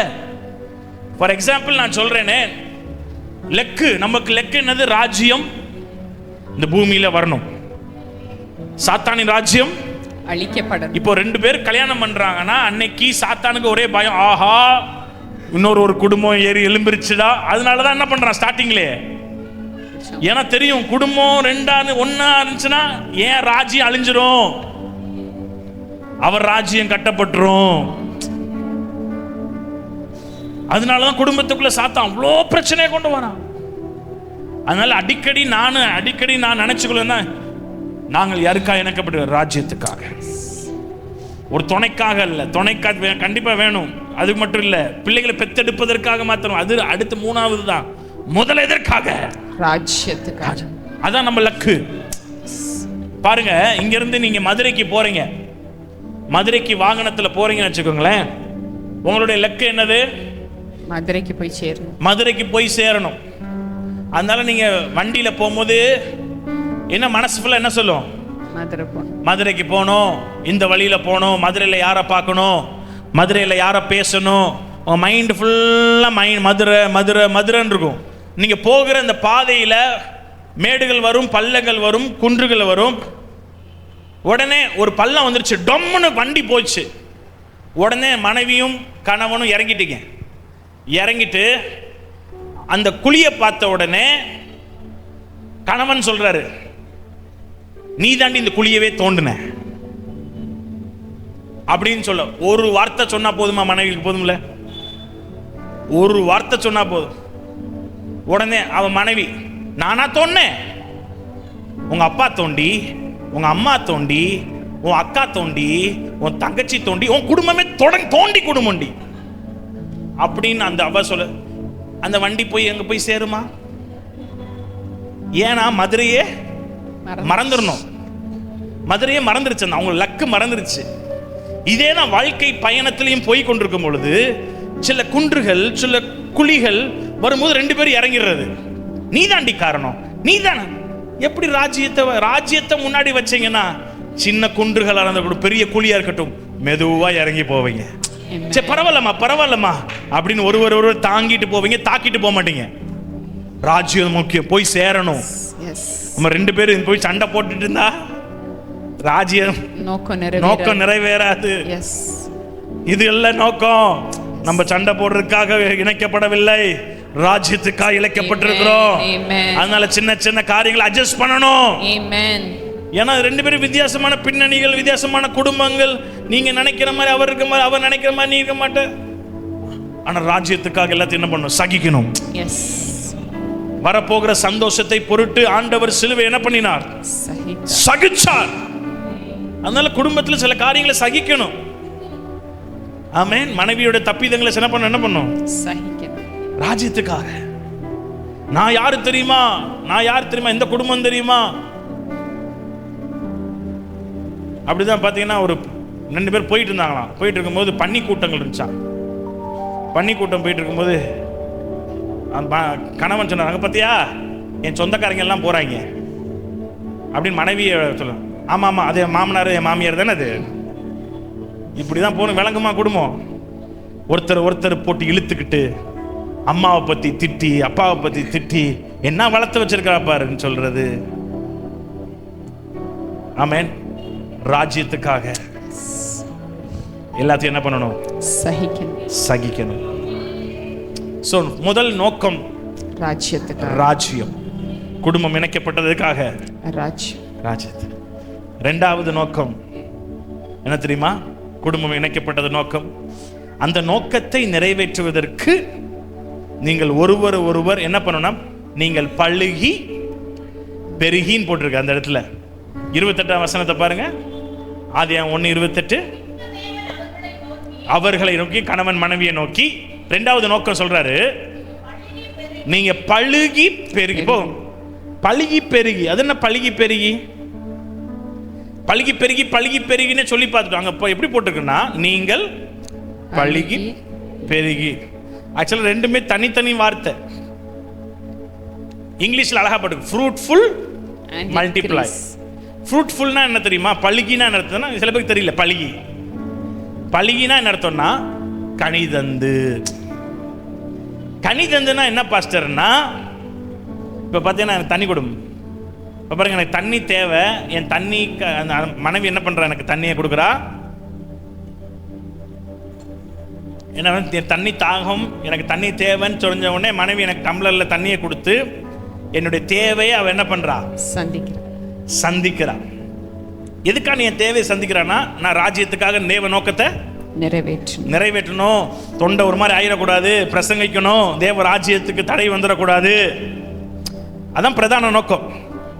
அப்பனா எதுக்காக ஆண்டவர் கணவனும் மனைவியும் இணைச்சிருக்கிறாருன்னா, ஒருத்தருடைய தேவையை சந்தித்து அது மூலமாய் தேவ நோக்கத்தை நிறைவேற்றுவதற்கு. ஆமென். எத்தனை பேர் புரியுதா? ஆமென்.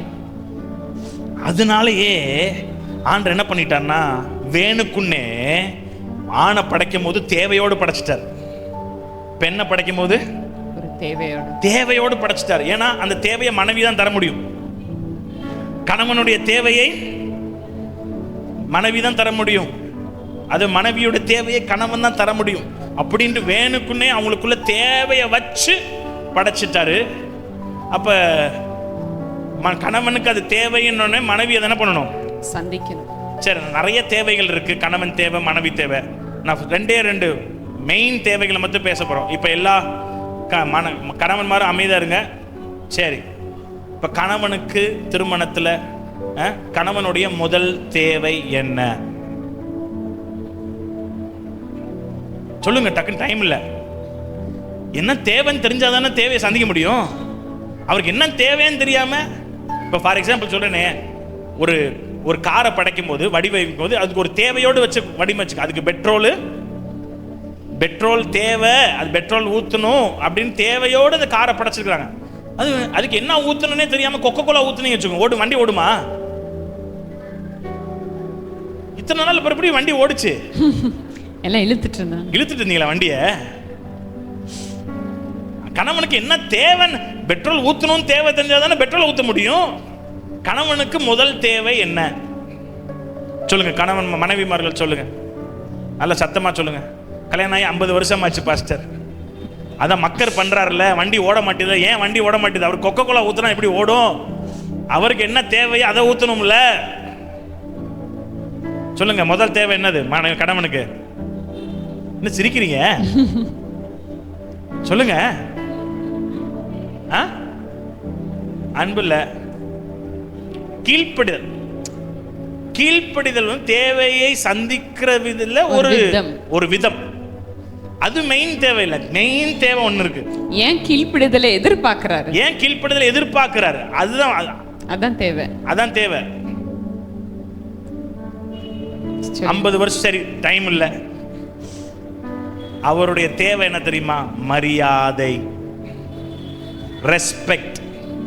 அதனாலதான் எபேசியர் 5ஆம் அதிகாரத்துல 33ஆம் வசனத்துல அவர் தேவையை சொல்றாரு. மனைவிமார்களே, அந்த கடைசி இது மட்டும் பாருங்க. மனைவிகளே, புருஷனிடத்தில் பயபக்தியா இருக்க கடவள். அப்பனா என்ன பயபக்தினா என்ன தெரியுமா இங்கிலீஷ்ல? and wife must respect her husband. உண்மையா மொழிபெயர்த்தா எப்படி மொழிபெயர்த்துக்குனா, மனைவிகளே உங்க கணவனை மரியாதை செலுத்து. அவர் பெரிய கலெக்டர், அவருக்கு நான் மரியாதை செலுத்தணுமா? அப்பனா அந்த வண்டி ஓடாது. அவர் தேவையை நீங்க சந்திக்கலனா, அவர் தேவை என்ற பெட்ரோல் அவருக்கு என்னது? மனைவி என்னைய மதிக்கணும், மனைவி என்கிட்ட கேட்டு செய்யணும், நான் தான் தலைவன் அப்படின்னு அடிக்கடி மனைவிகள் நீங்க தான் தலைவர் என்பது அடிக்கடி சொல்லணும். நீதான்ப்பா தலைவர். என் மனைவி பார்த்தீங்கன்னா எந்த தீர்மானமும் தானா எடுக்க மாட்டாங்க. நான் அமெரிக்கால இருந்தாலும் சரி, ஃபோன் பண்ணி ஒரு 1000 ரூபாய் ஒரு பொருள் வாங்க வேண்டியதா இருக்கும், அதுக்கு தான் என்கிட்ட கேட்கணும் நான் எதிர்பார்க்கல. ஆனா ஃபோன் பண்ணி என்னை அப்பான்னு கூப்பிடுவாங்க. அப்பா இதை வாங்கலாமா உங்கள்கிட்ட கேட்டுட்டு. அப்ப நான் அமெரிக்கால இருந்தாலும் நான் என்ன பண்ணுவேன்? என் மனைவி என்ன பண்றேன்? என்னை தலைவன் என்பதை அங்கீகரிக்கிறா, தலைவன் என்ற தகுதியில் என்னை வச்சு என்னை அழகு பார்க்கிறா, அவனை மதிக்கிறா. என்கிட்ட கேட்காம எனக்கு ஒரு உணர்வு வருதுல்ல.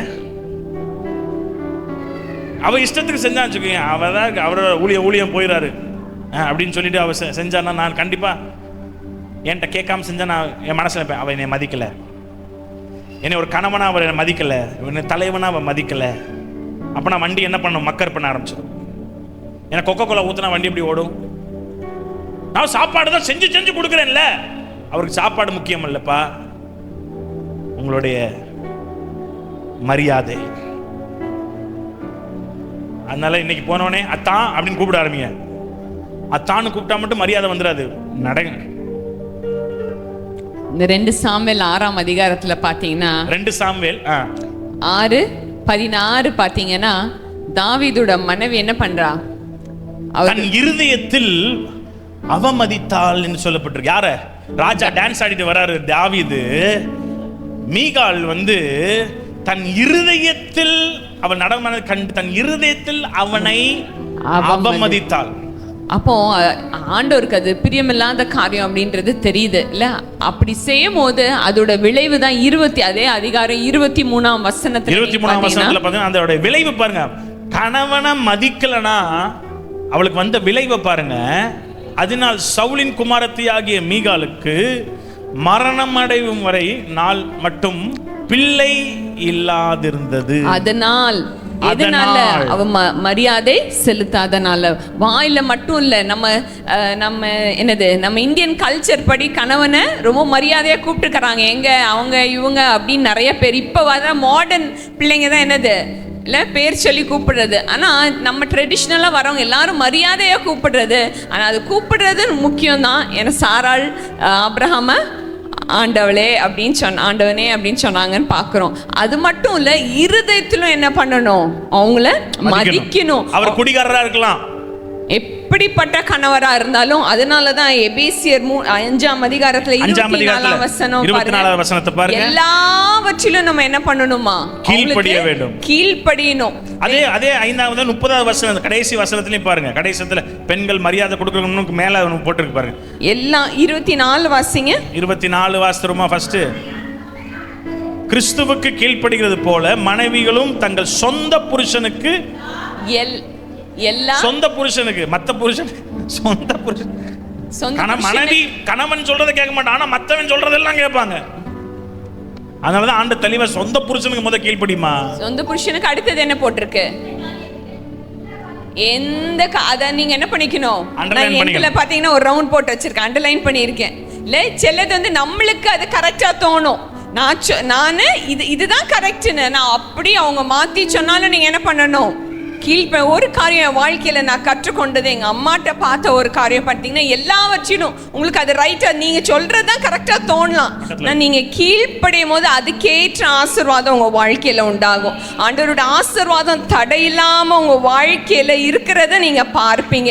எல்லாவற்றிலையும் அவங்களுக்கு மரியாதையை செலுத்தி, ஏன்னா எப்படி ஆண்டவர் எவ்வளவு தூரம் முக்கியத்துவம் கொடுக்குறாங்கன்னா, என்னாகமோ 30ஆம் அதிகாரத்துல நீங்க ஆண்டவர் ஒரு காரியத்தை நீங்க என்னது பாருங்க. என்னாகும் 30ஆம் அதிகாரத்துல ஆண்டவர் சொல்றாரு, நீங்க பெண்கள் பொருத்தனை செஞ்சிருந்தீங்க, ஒரு பொருத்தனை செஞ்சிருக்கீங்க. ஆண்டவருக்கு நான் 1 லட்சம் ரூபாய் தரேன், ஆண்டவருக்கு நான் வீடை தரேன் அப்படின்னு பொருத்தனை செலுத்தி இருந்தீங்க.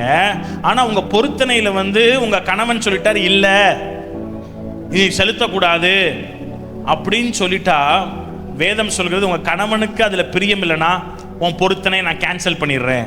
ஏன்னா உன் தலைவன் அவனுடைய அனுமதி இல்லாம நீ எவ்வளவு பெரிய பொருத்தனை செலுத்தியிருந்தாலும் அது எனக்கு தேவையில்லை, அவன் தலைவனை நான் மதிக்கிறேன். எவ்வளவு ஆண்டவர் ஒரு தலைவனை மதிக்கிறார் பாருங்க. நீ எவ்வளவு பெரிய பொருத்தனை செஞ்சா அவர் வேணான்னு சொல்லிட்டா, நீ எனக்கு கொடுக்காதமா, கேன்சல்மா அப்படின்ட்டார். ஸோ நம்ம நடக்கை மூலமாக தான் அவங்கள என்ன பண்ணணும். நம்ம ஃபர்ஸ்ட் இதில் பார்த்தோம், நிறைய பேர் ரட்சிக்கப்படாமல் இருக்கலாம், ஆண்டவர் அறியாமல் இருக்கலாம், ஆண்டவருக்கு விரோதமாக பாவம் செய்ய சொன்னால் மட்டும்தான் நம்ம என்ன பண்ணணும் இருக்கணும். அதை விட்டு உங்களுக்கு எவ்வளோ காரியம் நீ நன்மையாக உங்களுக்கு தெரிஞ்சாலும் கரெக்டாக சொன்னாலும், எப்போதுமே சொல்லுவேன், it's always better to have piece than being right. இல்லை நான் சரின்னு சொல்வதை காட்டிலும் சமாதானம் தான் ரொம்ப முக்கியம்.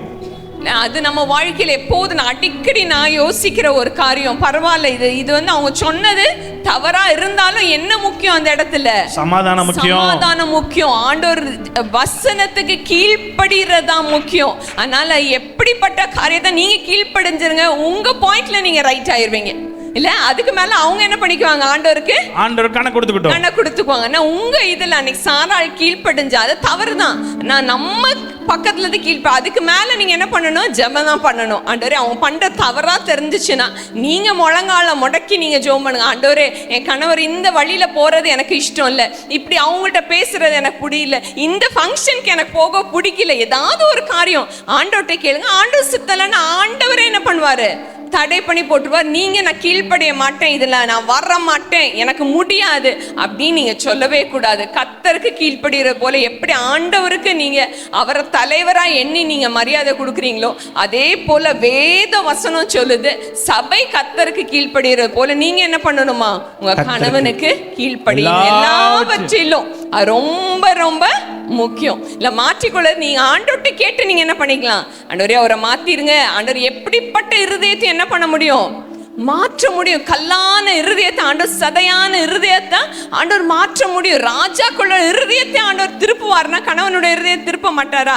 ஏசாவையே கர்த்தர் லேசா மாத்தினாருன்னா உங்க கணவனை லேசா மாத்த மாட்டாரா? மாத்திடுவாரு. ஆனால் நீங்க ஆண்டவர்கிட்ட கேளுங்க. உங்க கணவருக்கு நீங்க கீழ்ப்படியும் போது ஆண்டவர் உங்க வாழ்க்கையில, உங்க குடும்பத்துல, உங்க பிள்ளைங்க வாழ்க்கையில, நான் சொன்ன பாத்தீங்களா, நான் ஏன் கீழ்ப்படுகிறேன்னா அம்மா எனக்கு ஒரு நல்ல எக்ஸாம்பிள், ஒரு மாதிரியா வைத்து போனாங்க. இப்ப நீங்க கீழ்ப்படியாம இருந்துச்சுங்களா, உங்க பிள்ளை கல்யாணம் பண்ணிச்சு போன அந்த மகளும் அதே தான் பண்ணும், அதே காரியம் தான் செய்யும்.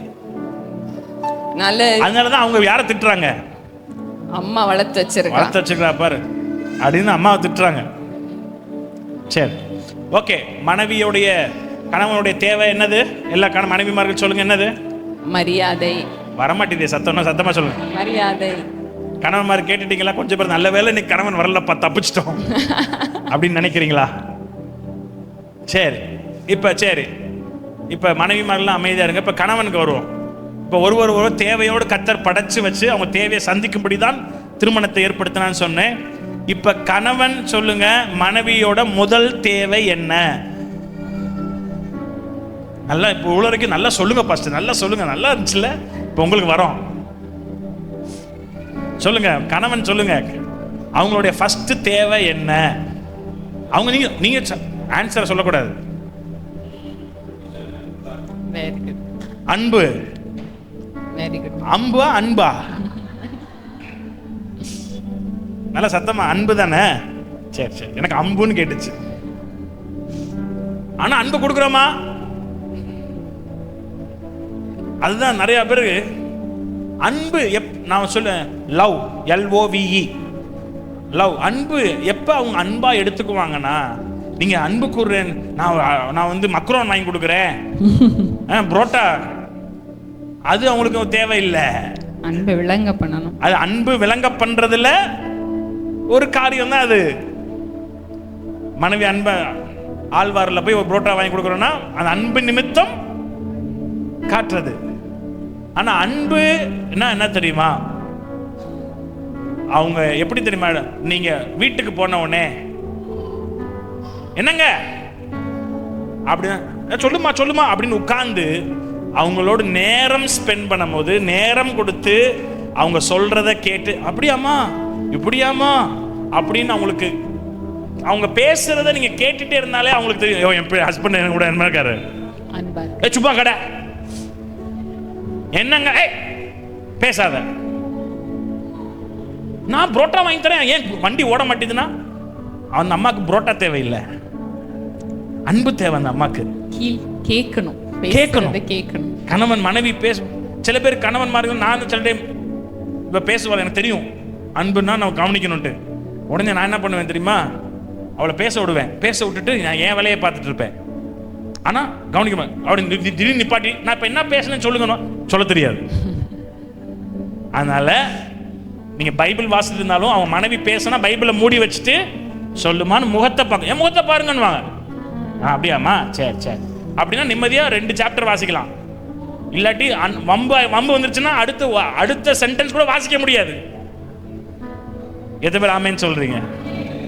எப்ப அன்புனா அவங்க ஃபீல் பண்ணுவாங்கன்னா, அவங்க நேரம் செலவழிக்கும் போது, அவங்க சொல்றதெல்லாம் காது விட்டு கேட்கும் போது, அவங்க முகத்தை பார்த்து அப்படியே கேட்கும் பொழுதுதான் ஓகே, என் கணவன் என் மேல அன்பா இருக்கிறார்.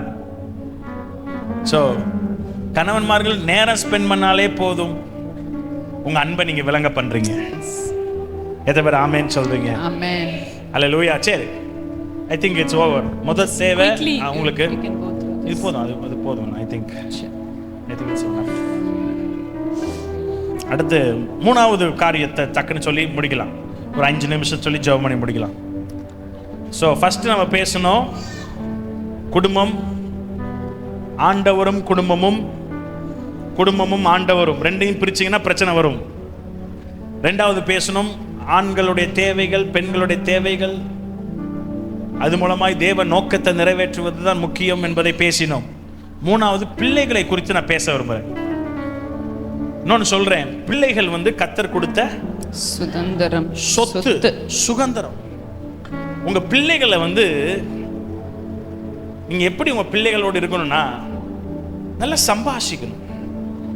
பிள்ளைகளோடு நான் ஒரே ஒரு காரியத்தை, ஃப்ரெண்டா இருக்கணும். உங்க பொம்பளை பிள்ளைங்கன்னா தாயின் அந்த பிள்ளையோட எப்படி இருக்கணும்? கணவன் மாதிரி ஹஸ்பண்டா இருந்தீங்கன்னா உங்க பையனோட எப்படி இருக்கணும்? எத்தனை ஹஸ்பண்ட் மாதிரி உங்க பையனோட கிரிக்கெட் விளையாடுவீங்க? நான் என் பையன் கூட ஃபுட்பால் ஆடுவேன், கிரிக்கெட் விளையாடுவேன். அவனை சும்மா போன கொஞ்சம் 13 வயசு 14 வயசுல கொஞ்சம் மீசம் முளைக்கும் போது கொஞ்சம் அப்படி வெளியே போவேன். வாடா மடியில் உட்காடுறான் பெரிய வேலை பார்த்தீங்கன்னா அவனை கூட உறவாட, அவனோடு கூட ஃப்ரெண்டா அப்படி பழகணும். சில பேர் நான் சிங்கம் தள்ளி நில்லு, அவர் வரும்போது அப்பா வராறா எல்லாம் கச்சி புச்சு அவர் எவ்வளவு பெரிய மதிக்கிறாங்க பாரு அப்படின்னு நினைப்பீங்க. ஆனா குடும்பத்துல பயங்கர பிரச்சனையா இருக்கும். ஆபிரகாமோட பாருங்களேன், ஆபிரகாம் ஈசாக்கும் எப்படி பேசுறாங்கன்னா மலையில ஏறும்போது அங்க சொல்லப்படுறாங்க, அந்த சம்பாஷணையை பாருங்க. அவங்க அப்பா கேட்ப, பையன் கேட்பான் அப்பா மை டாடி, இங்கிலீஷ்ல டாடி மை டாடின்னு கூப்பிடுவான், என் தகப்பனே. உடனே அவரும் என் மகனே. இந்த சம்பாஷணையிலே பாருங்க என்ன ஒரு உறவு, என்ன ஒரு அட்டாச்மெண்ட். சில பேருக்கு பையன் என்ன பண்றாங்க, உங்க பையன் என்ன படிக்கிறான், மனைவி என்ன படிக்கிறான், அவன் 8th படிக்கிறானா, வீட்டுல என்ன நடக்குன்னே தெரியல. ஆனா ஊழியம், பழைய ஊழியக்காரங்க அப்படி பண்ணாங்க. நானே எங்க அப்பாட்ட காமிச்சிக்கேன், இந்த காலேஜ் தான்ப்பா படிச்சேன்னு. அப்படியாடா இதான் படிச்சியா, சரி. ஆனா அதனால பின் விளைவுகள் நிறைய வந்தது. ஆனா பாஸ்டர் எல்லாத்தையும் திருத்தி கொண்டார். ஃபர்ஸ்ட் குடும்பம், அப்புறம் தான் ஊழியம். ஊழியத்தை தூக்கி குடும்பத்துக்கு முன்னாடி வச்சீங்க, ஊழியமும் பண்ண முடியாது, குடும்பமும் கூட நிக்காது. First god, second family, third தான் ministry. First god, second family, third தான் வேலை. வேலையை தூக்கி குடும்பத்துக்கு மேல வச்சீங்க. அது நான் சொல்ல விரும்பல. நம்ம அந்த ஆர்டரை மாத்தக்கூடாது. அதேதான் பாருங்க, நான் முடிச்சுக்கிறேன். அப்பாட்ட கேட்கறான், அப்பாட்ட சொல்றான், அப்பா ஆடு இல்லையேப்பா அப்படின்னு சொன்ன உடனே அவன் அப்பா சொல்றாரு, கர்த்தர் பைபிள சொல்ல பார்த்தீங்கன்னா அவர்கள் கூடி போனார்கள். அந்த வசனத்தை பார்த்தீங்கன்னா கூடி 2 முறை வரும். அதை பாருங்களேன், எடுங்களேன். 24 தானே, 22 8க்கு முன்னாடி இன்னொன்று வரும். அது 6 வாசிங்க.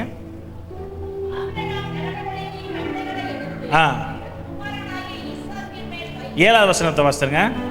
இல்ல அது 6வது வசனம் சாரி.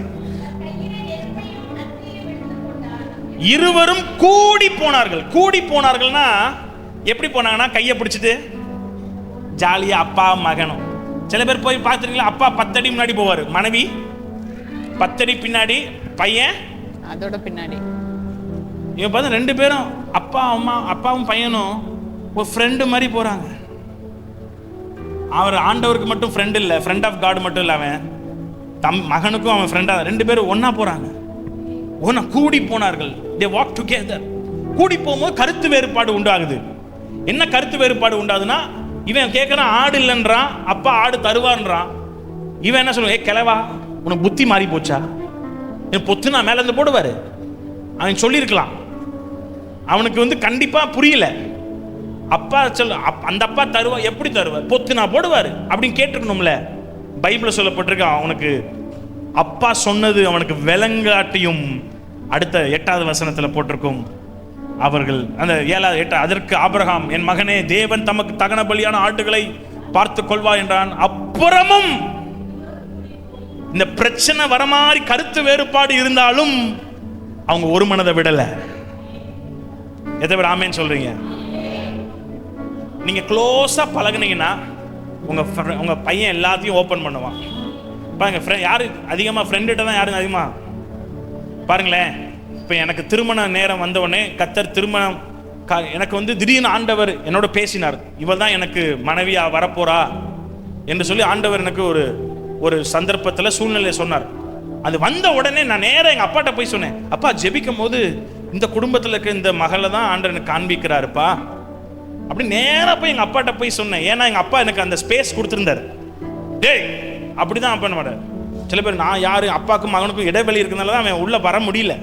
வீடு மகா பரிசுத்த ஸ்தலத்துக்குள்ள இருப்பாரு, அவன் பிரகாரத்திலேயே இருப்பான். அவனும் மகா பரிசு உள்ள வரணும். உடனே எங்கள் அப்பாட்ட சொன்னேன். எங்கள் அப்பா சொன்னார், ஓகே நம்ம ஜெபம் பண்ணுவோம், அவங்களுக்கு ஆண்டறதை அடையாளம் கொடுக்கட்டும், பார்ப்போம், வெயிட் பண்ணுவோம் அப்படின்னாரு. அதனால உங்க பிள்ளைகள் உங்க மனசை திறக்கிற மாதிரி அவங்களோட அவ்வளோ க்ளோஸா இருக்கணும். எத்தனை பேர் ஆமேன்னு சொல்றீங்க? ஆமேன். உங்க பிள்ளை எங்க போறான்னா சொல்லிட்டு போகணும். ஆமேன். நீங்க போகும்போதே அங்க போயிட்டு வரேன்டா. சில பேருக்கு பண்ணீங்கன்னா மனைவி இப்படி ஹஸ்பண்ட் எங்க போயிருக்காருன்னே தெரியாது பாஸ்டர், எப்ப வருவாருன்னே தெரியாது. அந்த குடும்பம் விளங்கின குடும்பம் தான். போகும்போது சொல்லிட்டு போய், எங்க அப்பா பாருங்க சர்ச்சுக்கு போனா கூட எங்க அம்மா எங்க பாத்ரூம்ல இருந்த கூட தட்டி சொல்லுவாங்க, நான் சர்ச்சுக்கு போயிட்டு வரேன். அதனால குடும்ப உறவு திக்கா இருந்துச்சுன்னா நல்ல சம்பாஷணை இருக்கும். என் மகனே, என் தகப்பனே, எத்தனை பேர் ஆமேன்னு சொல்றீங்க?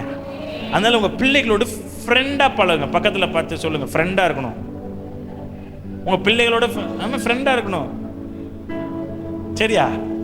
ஓகே, அது ஒரு காரியம் சொல்ல. அடுத்து இன்னொரு காரியம் சொல்லி முடிச்சிடலாம்.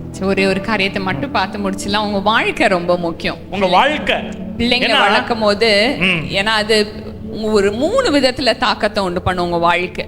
ஒண்ணு வந்து உங்க வாழ்க்கையில நீங்க என்ன செய்றீங்களோ அதோட விளைவு உங்க வாழ்க்கையிலே பார்ப்பீங்க. நீங்க எதை விதைக்கிறீங்களோ அதை தான் அறுப்பீங்க. அப்போ உங்க வாழ்க்கையில நன்மை செய்யும் போது நன்மையை அறுப்பீங்க.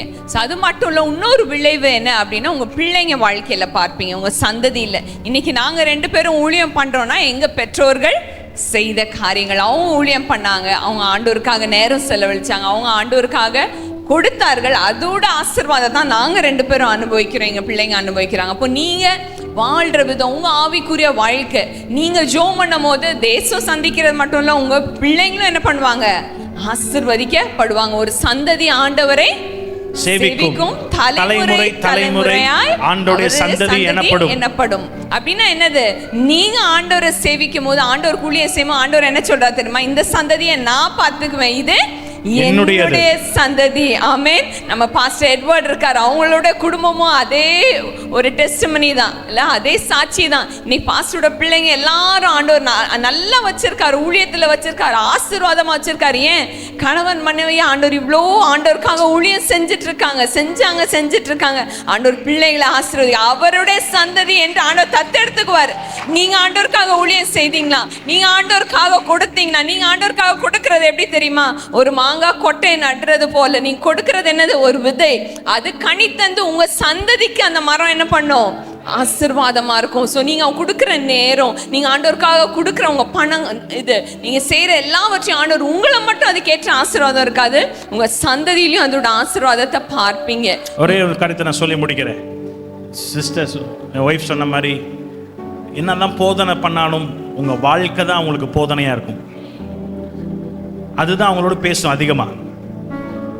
நீங்க ஒரே ஒரு சம்பவத்தை சொல்ல, ஆபிரகாம் அவன் வாழ்க்கை தான் ஈசாக்கு வாழ்க்கைய பிரதிபலித்து. பார்த்தீங்கன்னா சண்டை வருது. யார் கூட? கேரார் பள்ளத்தாக்குல மெய்ப்பர்களோட சண்டை வருது. பைபிள் சொல்ல, அவனை விட்டு கொடுத்துட்டு உனக்கும் எனக்கும் வாக்குவாதம். இது யார் சொன்ன வார்த்தை தெரியுமா? லோத்தோடு அவங்க அப்பாவுக்கு சண்டை வந்த போது அவங்க அப்பா வாழ்க்கையை பார்க்குறான். அப்பா விட்டு கொடுத்ததை பார்த்து லேர்ன் பண்ணிக்கிட்டு இவனு என்ன பண்ணுகிறான்? ஆனால் அவங்க அப்பா அன்னைக்கு சண்டை போட்டுருந்தான்னா கண்டிப்பாக சண்டை போட்டிருப்பான். நானான்னு பார்த்துடலான்டா.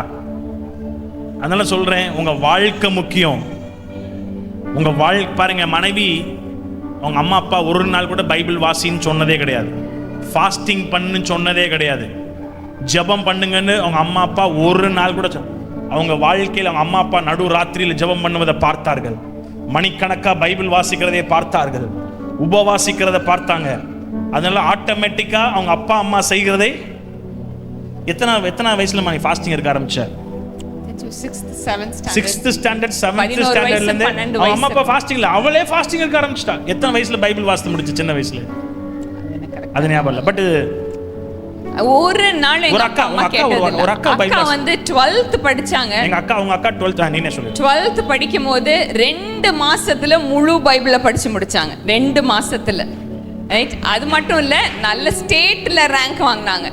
இல்ல படிப்புலயும் கோட்டை விடல, ஆண்டவர் விஷயத்திலயும் யாரும் சொல்லல பைபிள் வாசிங்க. அவங்க அம்மா அப்பா ஒரு நாள் கூட சொன்னதே கிடையாது. அவங்க வாழ்க்கையை பாக்குறாங்க, அவங்க வாழ்க்கை என்ன பண்றாங்க? கற்றுக்கொள்றாங்க. அதனால நம்ம வாழ்க்கை தான் வெரி இம்பார்ட்டன்ட். எனக்கும் சேர்த்து நான் சொல்றேன். நீங்க எவ்வளோ பிரசவம் பண்ணாலும் பிள்ளை நீங்க கோபப்படுறீங்கன்னா அவனு கோபப்படுவான். நீங்க விட்டு கொடுக்கலன்னா அவனு விட்டு கொடுப்பான். நீ கணவன் நல்ல கணவன் இருந்தீங்கன்னா அவனும் நல்ல கணவனா இருப்பான். நீங்க நல்ல மனைவியா இருந்தா அவனும் நல்ல, கண்டிப்பா நல்ல மனைவியா இருப்பான். நீங்க உங்க மாமியார் மாமனாரை எப்படி ட்ரீட் பண்றீங்களோ அதே போலதான் உங்க பிள்ளைங்களும் இது பண்ணுவாங்க. நீங்க எல்லார்கிட்டையும் நல்ல ஐக்கியமா இருந்தா உங்க பிள்ளைங்களும் எல்லாத்தையும் ஐக்கியமா இருப்பாங்க. நீங்க எப்படி இருக்கீங்க? நான் எப்போதுமே சொல்லுவேன், ஆண்டவர் எனக்கு நல்ல மாமியாரை கொடுத்திருக்காங்க, நல்ல 5 நாத்தனார். நிறைய பேர் சொல்லுவாங்க ஒரு நாத்தனாரே சமாளிக்க முடியல. 5 சிஸ்டர்ஸ், 5 சகோதரிகள், 5 நாத்தனாரும் இவங்களோட அவ்வளவு க்ளோஸ். சில டைம் என்கிட்ட சொல்லாததான் நாத்தனாருக்கு தான் தெரியும். நேத்து நானும் இவங்க மூத்த அக்காவும் சேர்ந்து ரொம்ப நேரம் ஜெபம் பண்ணாங்க. முதல் நாத்தனார் இல்ல, ஆனா ஏன்னா எங்க அம்மா வந்து ஒரு நல்ல நாத்தனாரா இருந்தாங்க. அப்பாவோட தங்கச்சி மட்டும் இன்னைக்கு வரைக்கும் ரொம்ப ஃப்ரெண்ட்ஸ். அப்போ அது என்ன பண்ணுச்சு, அதோட விளைவு மட்டும் இல்லை, அவங்க எப்படி இருந்தாங்கன்னு பார்த்து நான் கற்றுக்கொண்டேன். அதோட ஆசீர்வாதம் என் வாழ்க்கையில் ஆண்டவர் எனக்கு நல்ல நாத்தனாரும் நல்ல மாமியாரும் கொடுத்தாங்க. இல்லை, உங்கள் வாழ்க்கை நீங்கள் எப்படி நடத்துறீங்க, நீங்கள் என்ன செய்கிறீங்க அப்படின்றது உங்கள் பிள்ளைங்களுக்கு நீங்கள் வச்சுட்டு போகிற சொத்து. ஆமேன் ஆமேன் ஆமேன். ஜெபம்மா எழுந்துங்க, டைம் ஆயிடுச்சு. ஆமேன். கர்த்தர் எத்தனை பேர் பேசியிருக்கிறார். பாஸ்டர் முன்னாடி வந்து முடிவா ஜெபம் பண்ண போறாங்க. அப்படியே கைகளை உயர்த்தி, நான் என்னை தந்தேனே, இன்று தந்தேனே, ஆண்டவர் சேவைக்கென்றே. என் ஆத்துமாவே கர்த்தரை சோதரி, என் முழு உள்ளமே அவருடைய பரிசுத்த நாமத்தை சோதரி. என் ஆத்துமாவே கர்த்தரை சோதரி, கர்த்தர் செய்த சகல உபகாரங்களை மறவாதே. ஆமென்.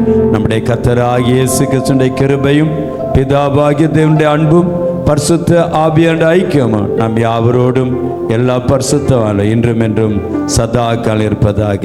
ஆமென். ஹல்லேலூயா.